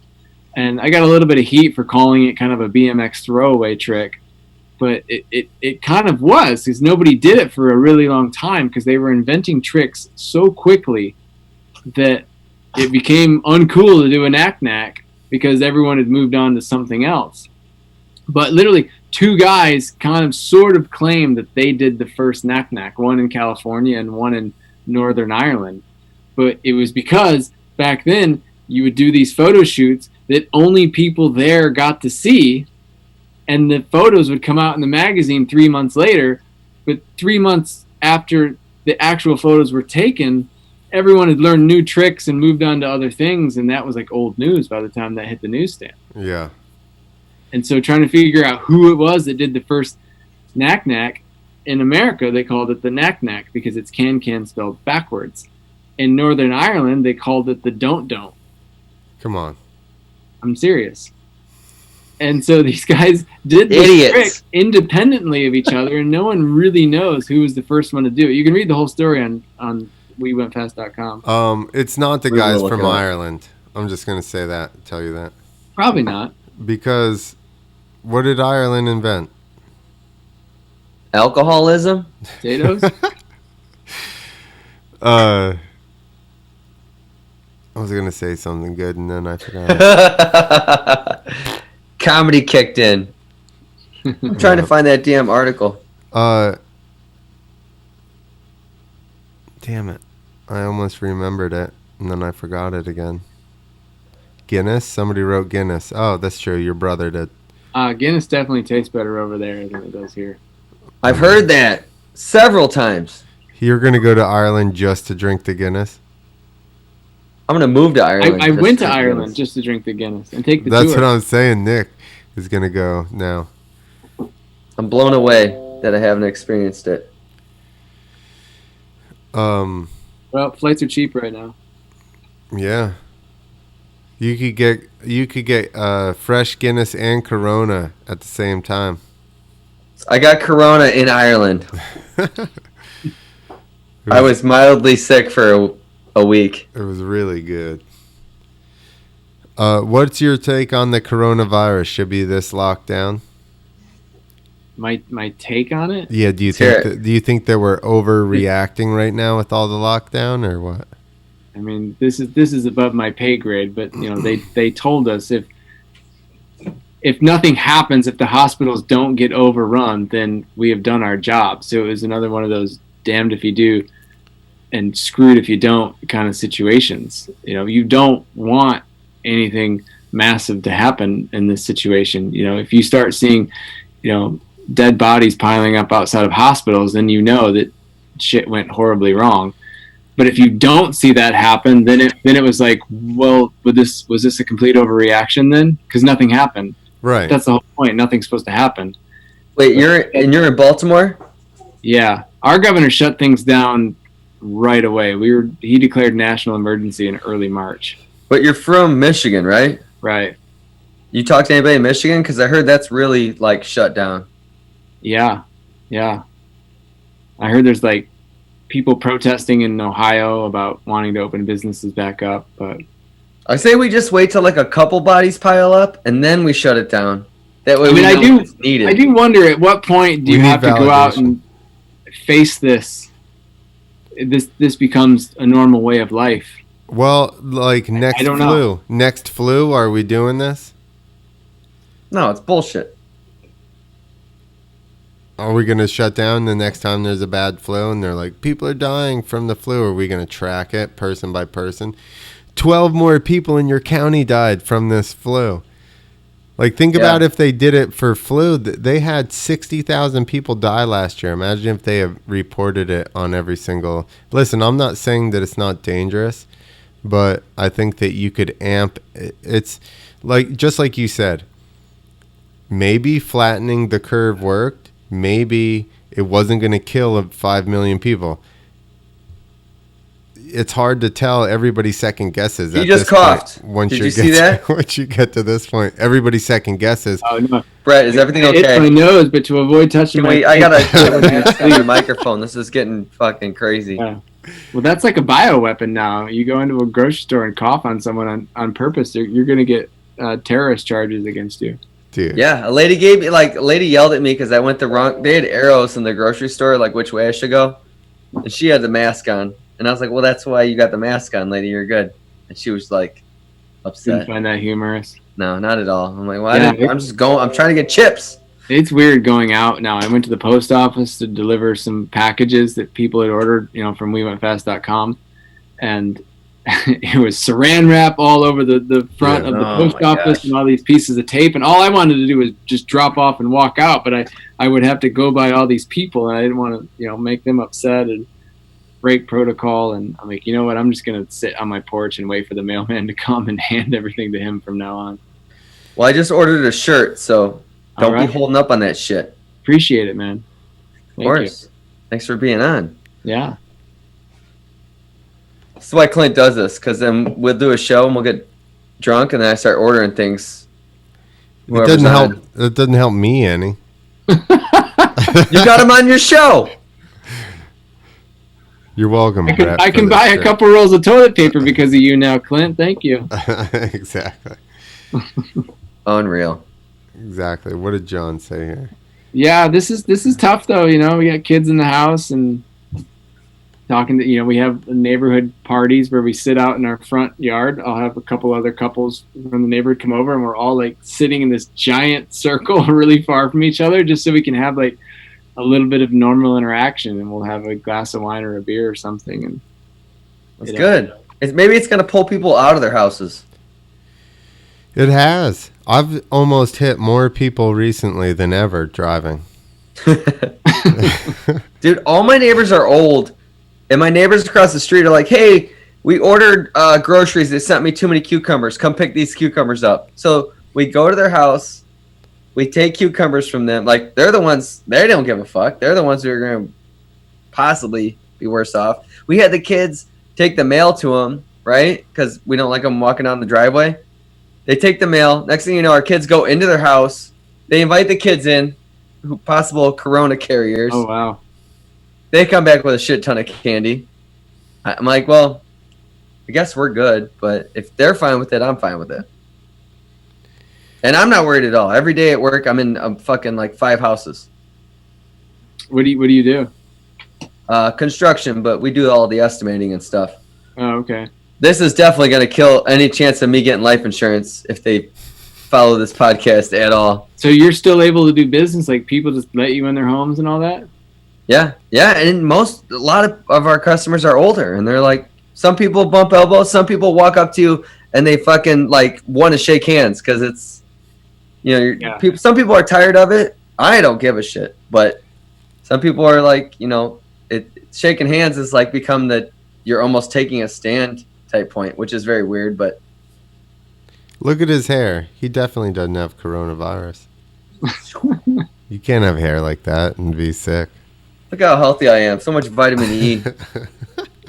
Clint staying home and slathering himself in fucking zinc hand sanitizer. He's been hoarding. No, I'm not like that at all.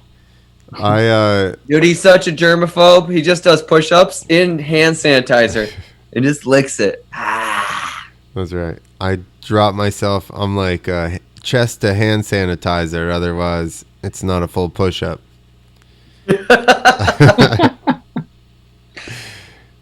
Too funny. Is this a long one we're going on here? Yeah.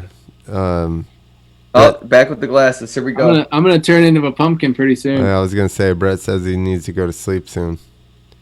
Well, he didn't say that. He just said he gets up early.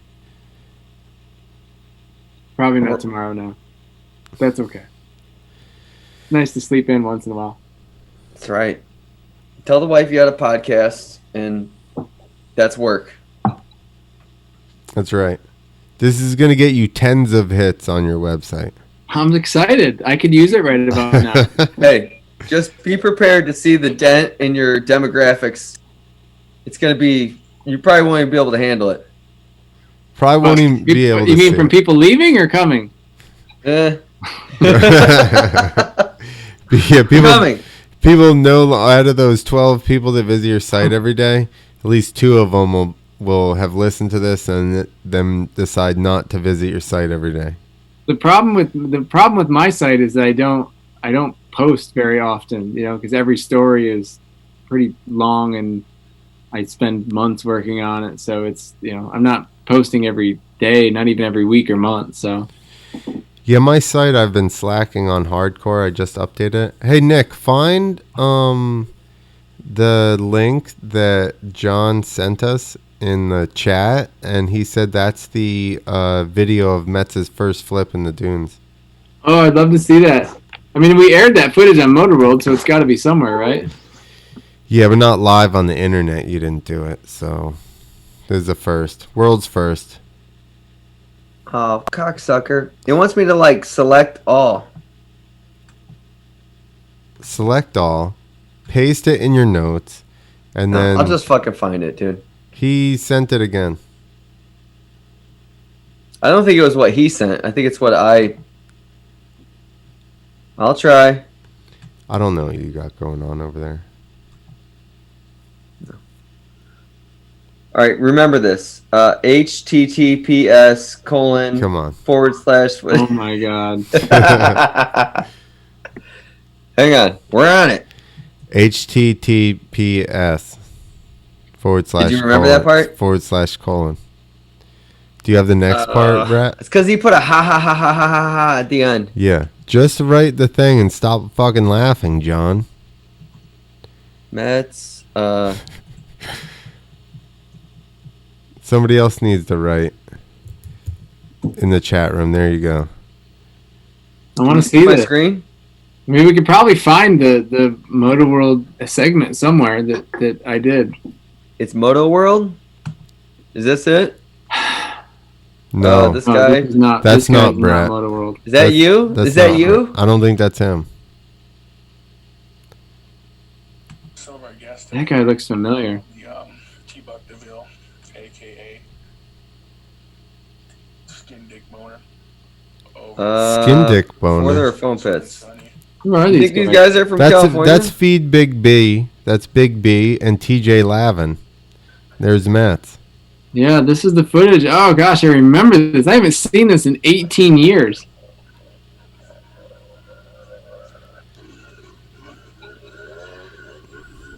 How about this?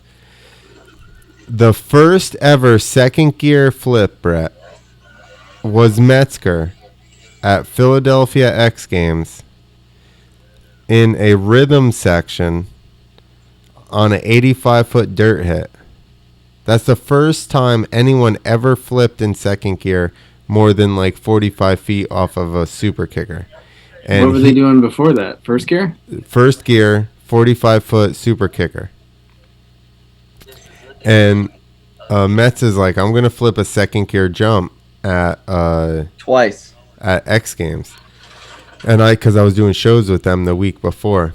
So I said to him, I go, do you think you can do that? And he turns to me, he goes, I know I can. And I was like, that's when mentally I was like, oh shit, like these guys are on another level. Like he is going to do this for sure. So then I watched. Sounds like it, Clint. But when I tried flipping, you sounded this is exactly how I felt. It didn't go the same. I was like, Mets did it. I'm in my brain. I got this.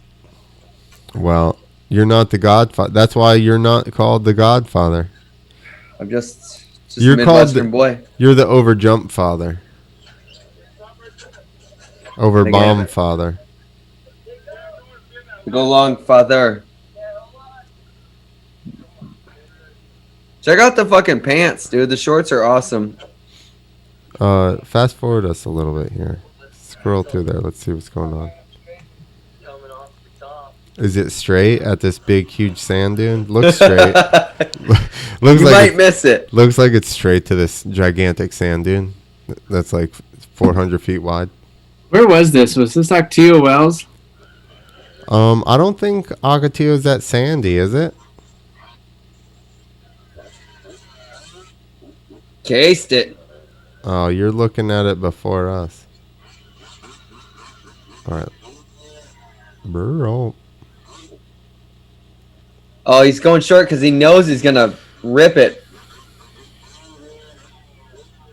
He's going short because it's sandy as fuck, and he's probably just spinning. But he knows, like, when he's going to go, he's going to go. Yeah, but when you pull to flip, you actually go shorter. Yeah, but we don't know that because we're talking before flips. I mean, I guess that's true, but... You're thinking, all right, I'm going to rip this thing. I'm just wearing a tank top. I can't believe that. What the fuck is this? An ad. What are you spamming us, Nick? Is this your Sorry, other page? Is that your other page? I got $50 for that.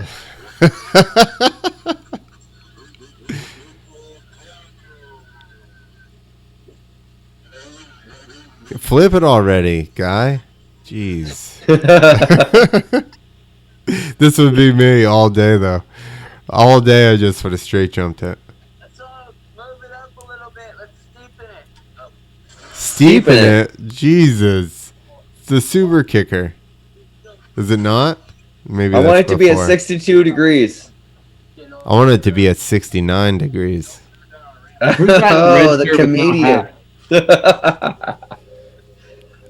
That's TJ There, that's Lavin. the board.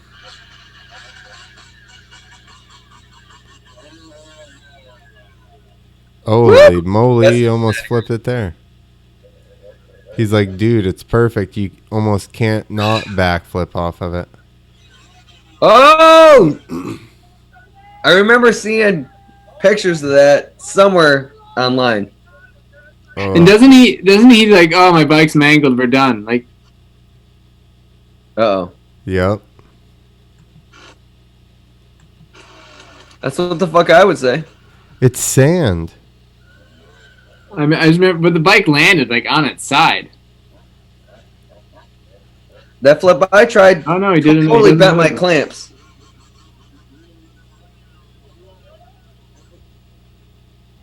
Oh.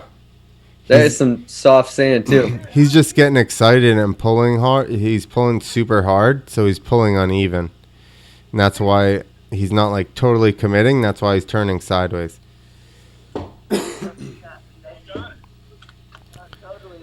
He's like, cool. I landed on my side twice.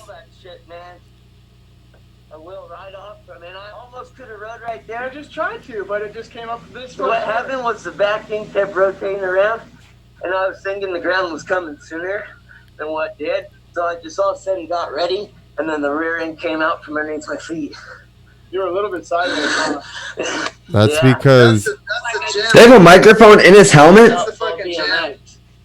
That is the No, it's just so quiet out there. ever right there. Watch how slow it is. It looks like slow-mo.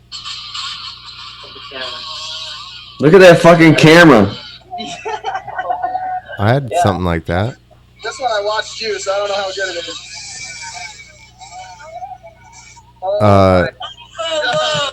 Well, let me tell you, when you get worried and you don't commit, you always end up kind of cheating and looking over one shoulder. The other thing, when people get super excited and they rip really hard, like basically trying to over pull, you end up pulling like to one side more than the other. And not having done enough flips, you don't know to like weight a peg. Basically, if you pull uneven and you start to go sideways or the wind blows you, just like wind normally, you can weight a peg and it'll like straighten you back out. But until you get kind of your bearings upside down, you don't know that. But like for me, that stuff just started to happen because I had pulled just like that and landed sideways. Basically got nervous, pulled to one side kind of. Don't even know what happened. I did 2 flips. Third one went so sideways that I landed 90 on the landing and just slid down. And it was just getting nervous and kind of like looking off to one side. Scary.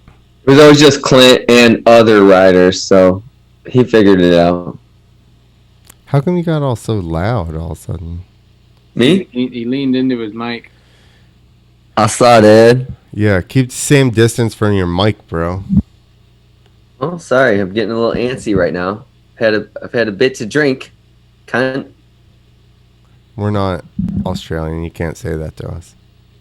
No, we can't say. Oh, yeah. Damn. This I is when forgot. it goes off the rails. I could tell he Brett. was American immediately when I said cunt. He's like, no, don't do it. Oh, I cunt. We're drinking a couple in the Avo. Sorry, we harass Australians on a regular basis. Oh, that's okay. I'm not Australian. That's I know, good. I know. Americans are whatever. It's a cunt. Settle down, Nick. All right. What did I say? All right. Since we've gotten to this point, what are we at? 2.5 hours here. Holy shit. Well, it was good. It was good talking with you guys. It was good. I hope we didn't scare you off, Brett. No. I'm not easily scared off. Well, okay, good. Next time you'll know what to expect. We're not going to talk really about anything in any type of format. And if you want to talk about 5G, if you need to get something off your chest about 5G, we can talk about that. We can talk about Ricky Carmichael 97, whatever Melting you your want. brain as well as mine, so. Cool.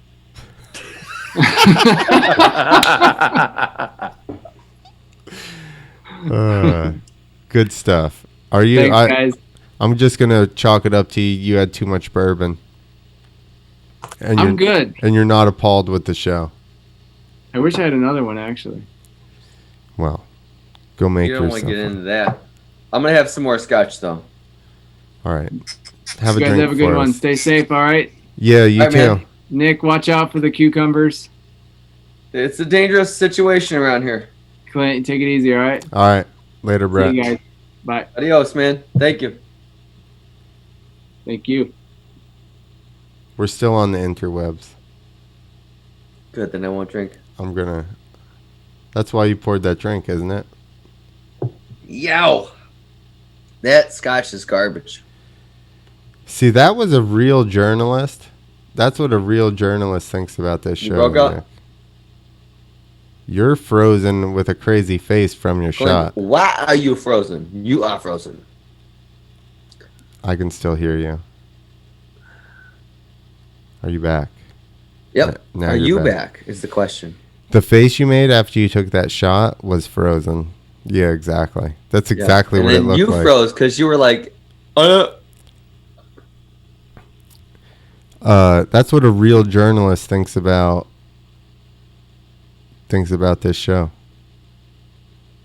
Well, that's good. I'm glad that they're figuring out that their jobs are garbage and real journalism is on the interwebs now. Just Okay. getting drunk. You're in our world now, bros. Okay? So get with it. This is how it fucking works. Oh, will you, Channel 5 News, show me the weather? No, you're here now. You're on the internet. Get with it. Channel 5 News is now on the internet. Yeah, that's what I'm saying. So get on our plane, start drinking. Yeah, why doesn't the news guys drink with each other? Dude, if a weather dude started drinking in the morning, it would fucking ratings would boom. Boom. Cause I can't deal with people like, oh, the news, fake news, real news, blah blah blah. Whatever, left, right, it's all garbage. people tell me all the time, oh, we're going to get 4 inches of snow on Friday. This Friday. I'm like, we're going to get 4 inches of snow. Really?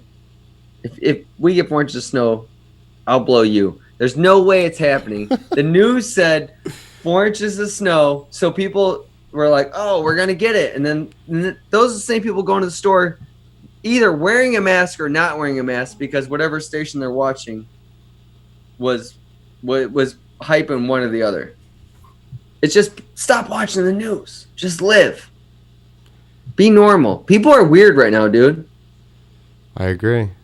They're like, you hold the door for somebody, they look at you like you're an asshole.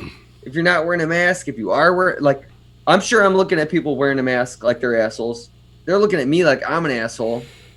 The CDC, who you made fun of me for following months ago when I was going through my fucking Instagram shit live, is like, your mask protects them. And it's like, how? Explain that to me. So people now think if you don't have a mask on, not only are you dangerous, you're a threat to everybody. Yeah, you're endangering them. Yeah. Fuck them. I'm not wearing a mask. It's mandatory here. They'll literally yell at you. No way. Yes, I tried to, it has been for probably a week. I tried to walk into Walmart and they started screaming at me. I had a bandana in my pocket. Live feed that shit of not doing it. Oh, dude, if they do that to me, I'll fucking do it. I'm not wearing a mask. They can suck my dick. Well, they're not going to suck your dick, and you're going to wear a mask. I'll wear a condom. I don't like condom blowjobs. They're horrible. But a dick mask? I'll wear a dick mask, but they can blow me because they're garbage. People around here, I think, are really getting mad because, like, literally today, a guy like walked up and like my dad's like, I don't know if we're shaking hands because you never know what you're running into. And this guy was like, came in with the hand. Like, people are doing it because it's in a weird way. Shaking hands has become like the line that's being drawn. I ran into my friend. His name is Zoltan. I'm not sure. He's got an accent and everything. I'm not sure exactly what country he's from. Somewhere Eastern European. But I seen him the other day and he was like full on dab. Yeah. I was like, whoa. Bro, are you woke? Bro. That's the thing. Like, people, that's where the weird line is going to be drawn. It's like, whether it's right or wrong, I think people will be like, are you going to shake my hand or not shake my hand? Because I feel like if you don't shake hands, people think you're a pussy. And if you do, people think there's nothing to worry about. I don't know. I mean, people are definitely dying, but I think that we're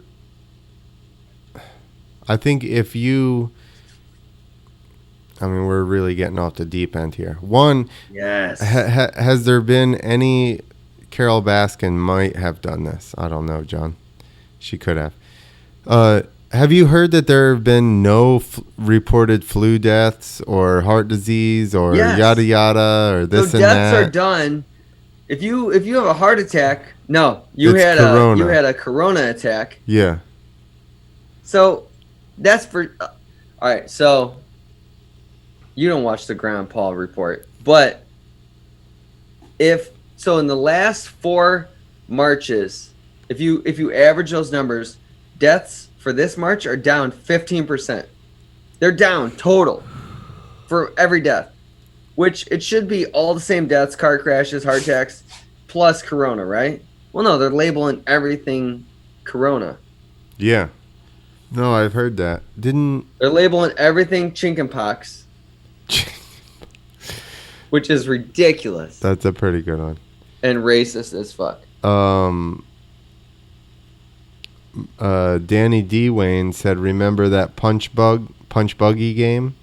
He says, we play that with people wearing masks. Yes, I like that. Because you're in North Carolina yet. It's not mandatory. We don't call it punch buggy, though, dude. That's gay. That's what we call it. What? He said punch bug. Are you guys Canadians? He said punch bug. I said punch buggy. It's just fucking... we are closer to Canada. Me? Well, No, New you're York even like closer to trickles us. it down harder to you guys. I can't speak for Dan D. Wayne, but that's his deal. Yeah, John Matthews says, I've been told by friends here locally that work in the medical field that any death that currently occurs is labeled as possible coronavirus death until proven otherwise. Exactly. Yeah. So if somebody dies from a fucking heart attack, but they have coronavirus, guess what? It's coronavirus. So Yeah. I think we should thank coronavirus for getting rid of heart attacks and flu. Yeah, it's and actually getting coronavirus will cure you of a heart attack or heart disease or diabetes. You may still die, but you won't die from a heart attack or diabetes. It will save or your anything. life, actually. That's how government would run numbers. Getting coronavirus will save you from diabetes. He says it's a number games, so it can be overly politicized. That is all. Absolutely. And I've said that. 60,000 deaths. Imagine a year. Imagine if they reported every time it happened. And they were just like, oh, in your county, there's been 157 deaths from the flu. It's such a fucking... at the beginning, I was like, okay, is this fucking wacky? Is it something different? Numbers wise, it's looking like, and you know what they're going to say is they're going to say, oh, well, everything we did fixed it. But their projections figured in the social distancing and all that bullshit. Their projections figured that in, and it's way over this. You mean we're way under? Yeah, we're way under. We are way under, but their projections saying, yeah. figured like hundreds of thousands. Yeah, I honestly think, and that I don't know if I sent the thing to you, but there was a guy from MIT talking about it. But I've been saying... Dr. Shiva? Yeah, exactly. Because Dr. Shiva's a shit. He's on it. Because everybody keeps going... At first, it was just older people, and then some younger people. But then some younger people get it and then are totally fine. But I've been saying, I'm like, dude, it's something stupid, like some kind of deficiency. Like a vitamin or a mineral... And it's Zinc. like finding some kind of like hole in people's diets. The other thing that I've seen is where they're like somebody, overweight comedian I know who calls himself overweight. Funny? That is. Oh yeah, actually you did meet him on the thing. Yeah, that guy. Yeah, it's his exactly. thing. That's his whole name. Yeah. He knows he's fat. So he posted a video or an article where the title is like, this woman is 41 and she works out 5 days a week, and coronavirus came for me. I work out all the time. I'm young, I'm healthy, and coronavirus came for me. One, she looks like one of those emaciated women that work out like 2 hours a day, 3 hours a day, and like don't really eat. Like, so yeah, she works out, but... Yeah, like me, I get it. Yeah, no. Like you, but wrinkly. And in the gym for like 3 hours a day. And I'm like, dude, you can for sure overtrain. Like, look at the amount of Epstein-Barr in motocross. And it's solely because they overtrain like a motherfucker. So to say that somebody works out all the time so they shouldn't have gotten coronavirus, maybe they train their dick off for like a week straight and just crush themselves. Maybe they got a fucking self-image issue. Nope, coronavirus. John Matthews says, I'm pretty sure I had this shit in the beginning of November. I'm fine as can be now. That looked like the face you froze up in a while ago. That's what his face looked like. For how long? 2 weeks? D. Wayne is still waiting to hear. I gotta pee. Why getting the most importantly, fuck John. I gotta pee real quick. It's I gotta pee too, and I should probably go to sleep. It's John, 11:11. I don't know him, but I want to insult him specifically. D. Wayne, the toilet paper issue is because of Corona and chili. Instead of Corona and chill, it was Corona and chili, and then everybody got the shits from the chili. I have you a dick. for Nick. You were down for a week. Well, coronavirus is supposed to be like 2 weeks. From what I've heard, it's a little longer than a normal flu. Nick looks like a young Mr. Burns. We need to get one of those cartooner apps and cartoon him right into Mr. Burns. All right, I guess we should sign off the internet, because who the fuck cares at this point? All right, people on the internet, we're going. If you were in the Zoom chat room, then you could hang out with us, but the rest of y'all are getting clipped. So thanks for listening. I'm glad Brett made it through that. He looked perturbed at the end that we didn't have any serious journalistic type questions. But it's just apparent that he's never watched the show. So we're signing off the internet. Say goodbye to our internet friends. Bye, guys. We still have John and D-Wayne in the Zoom room.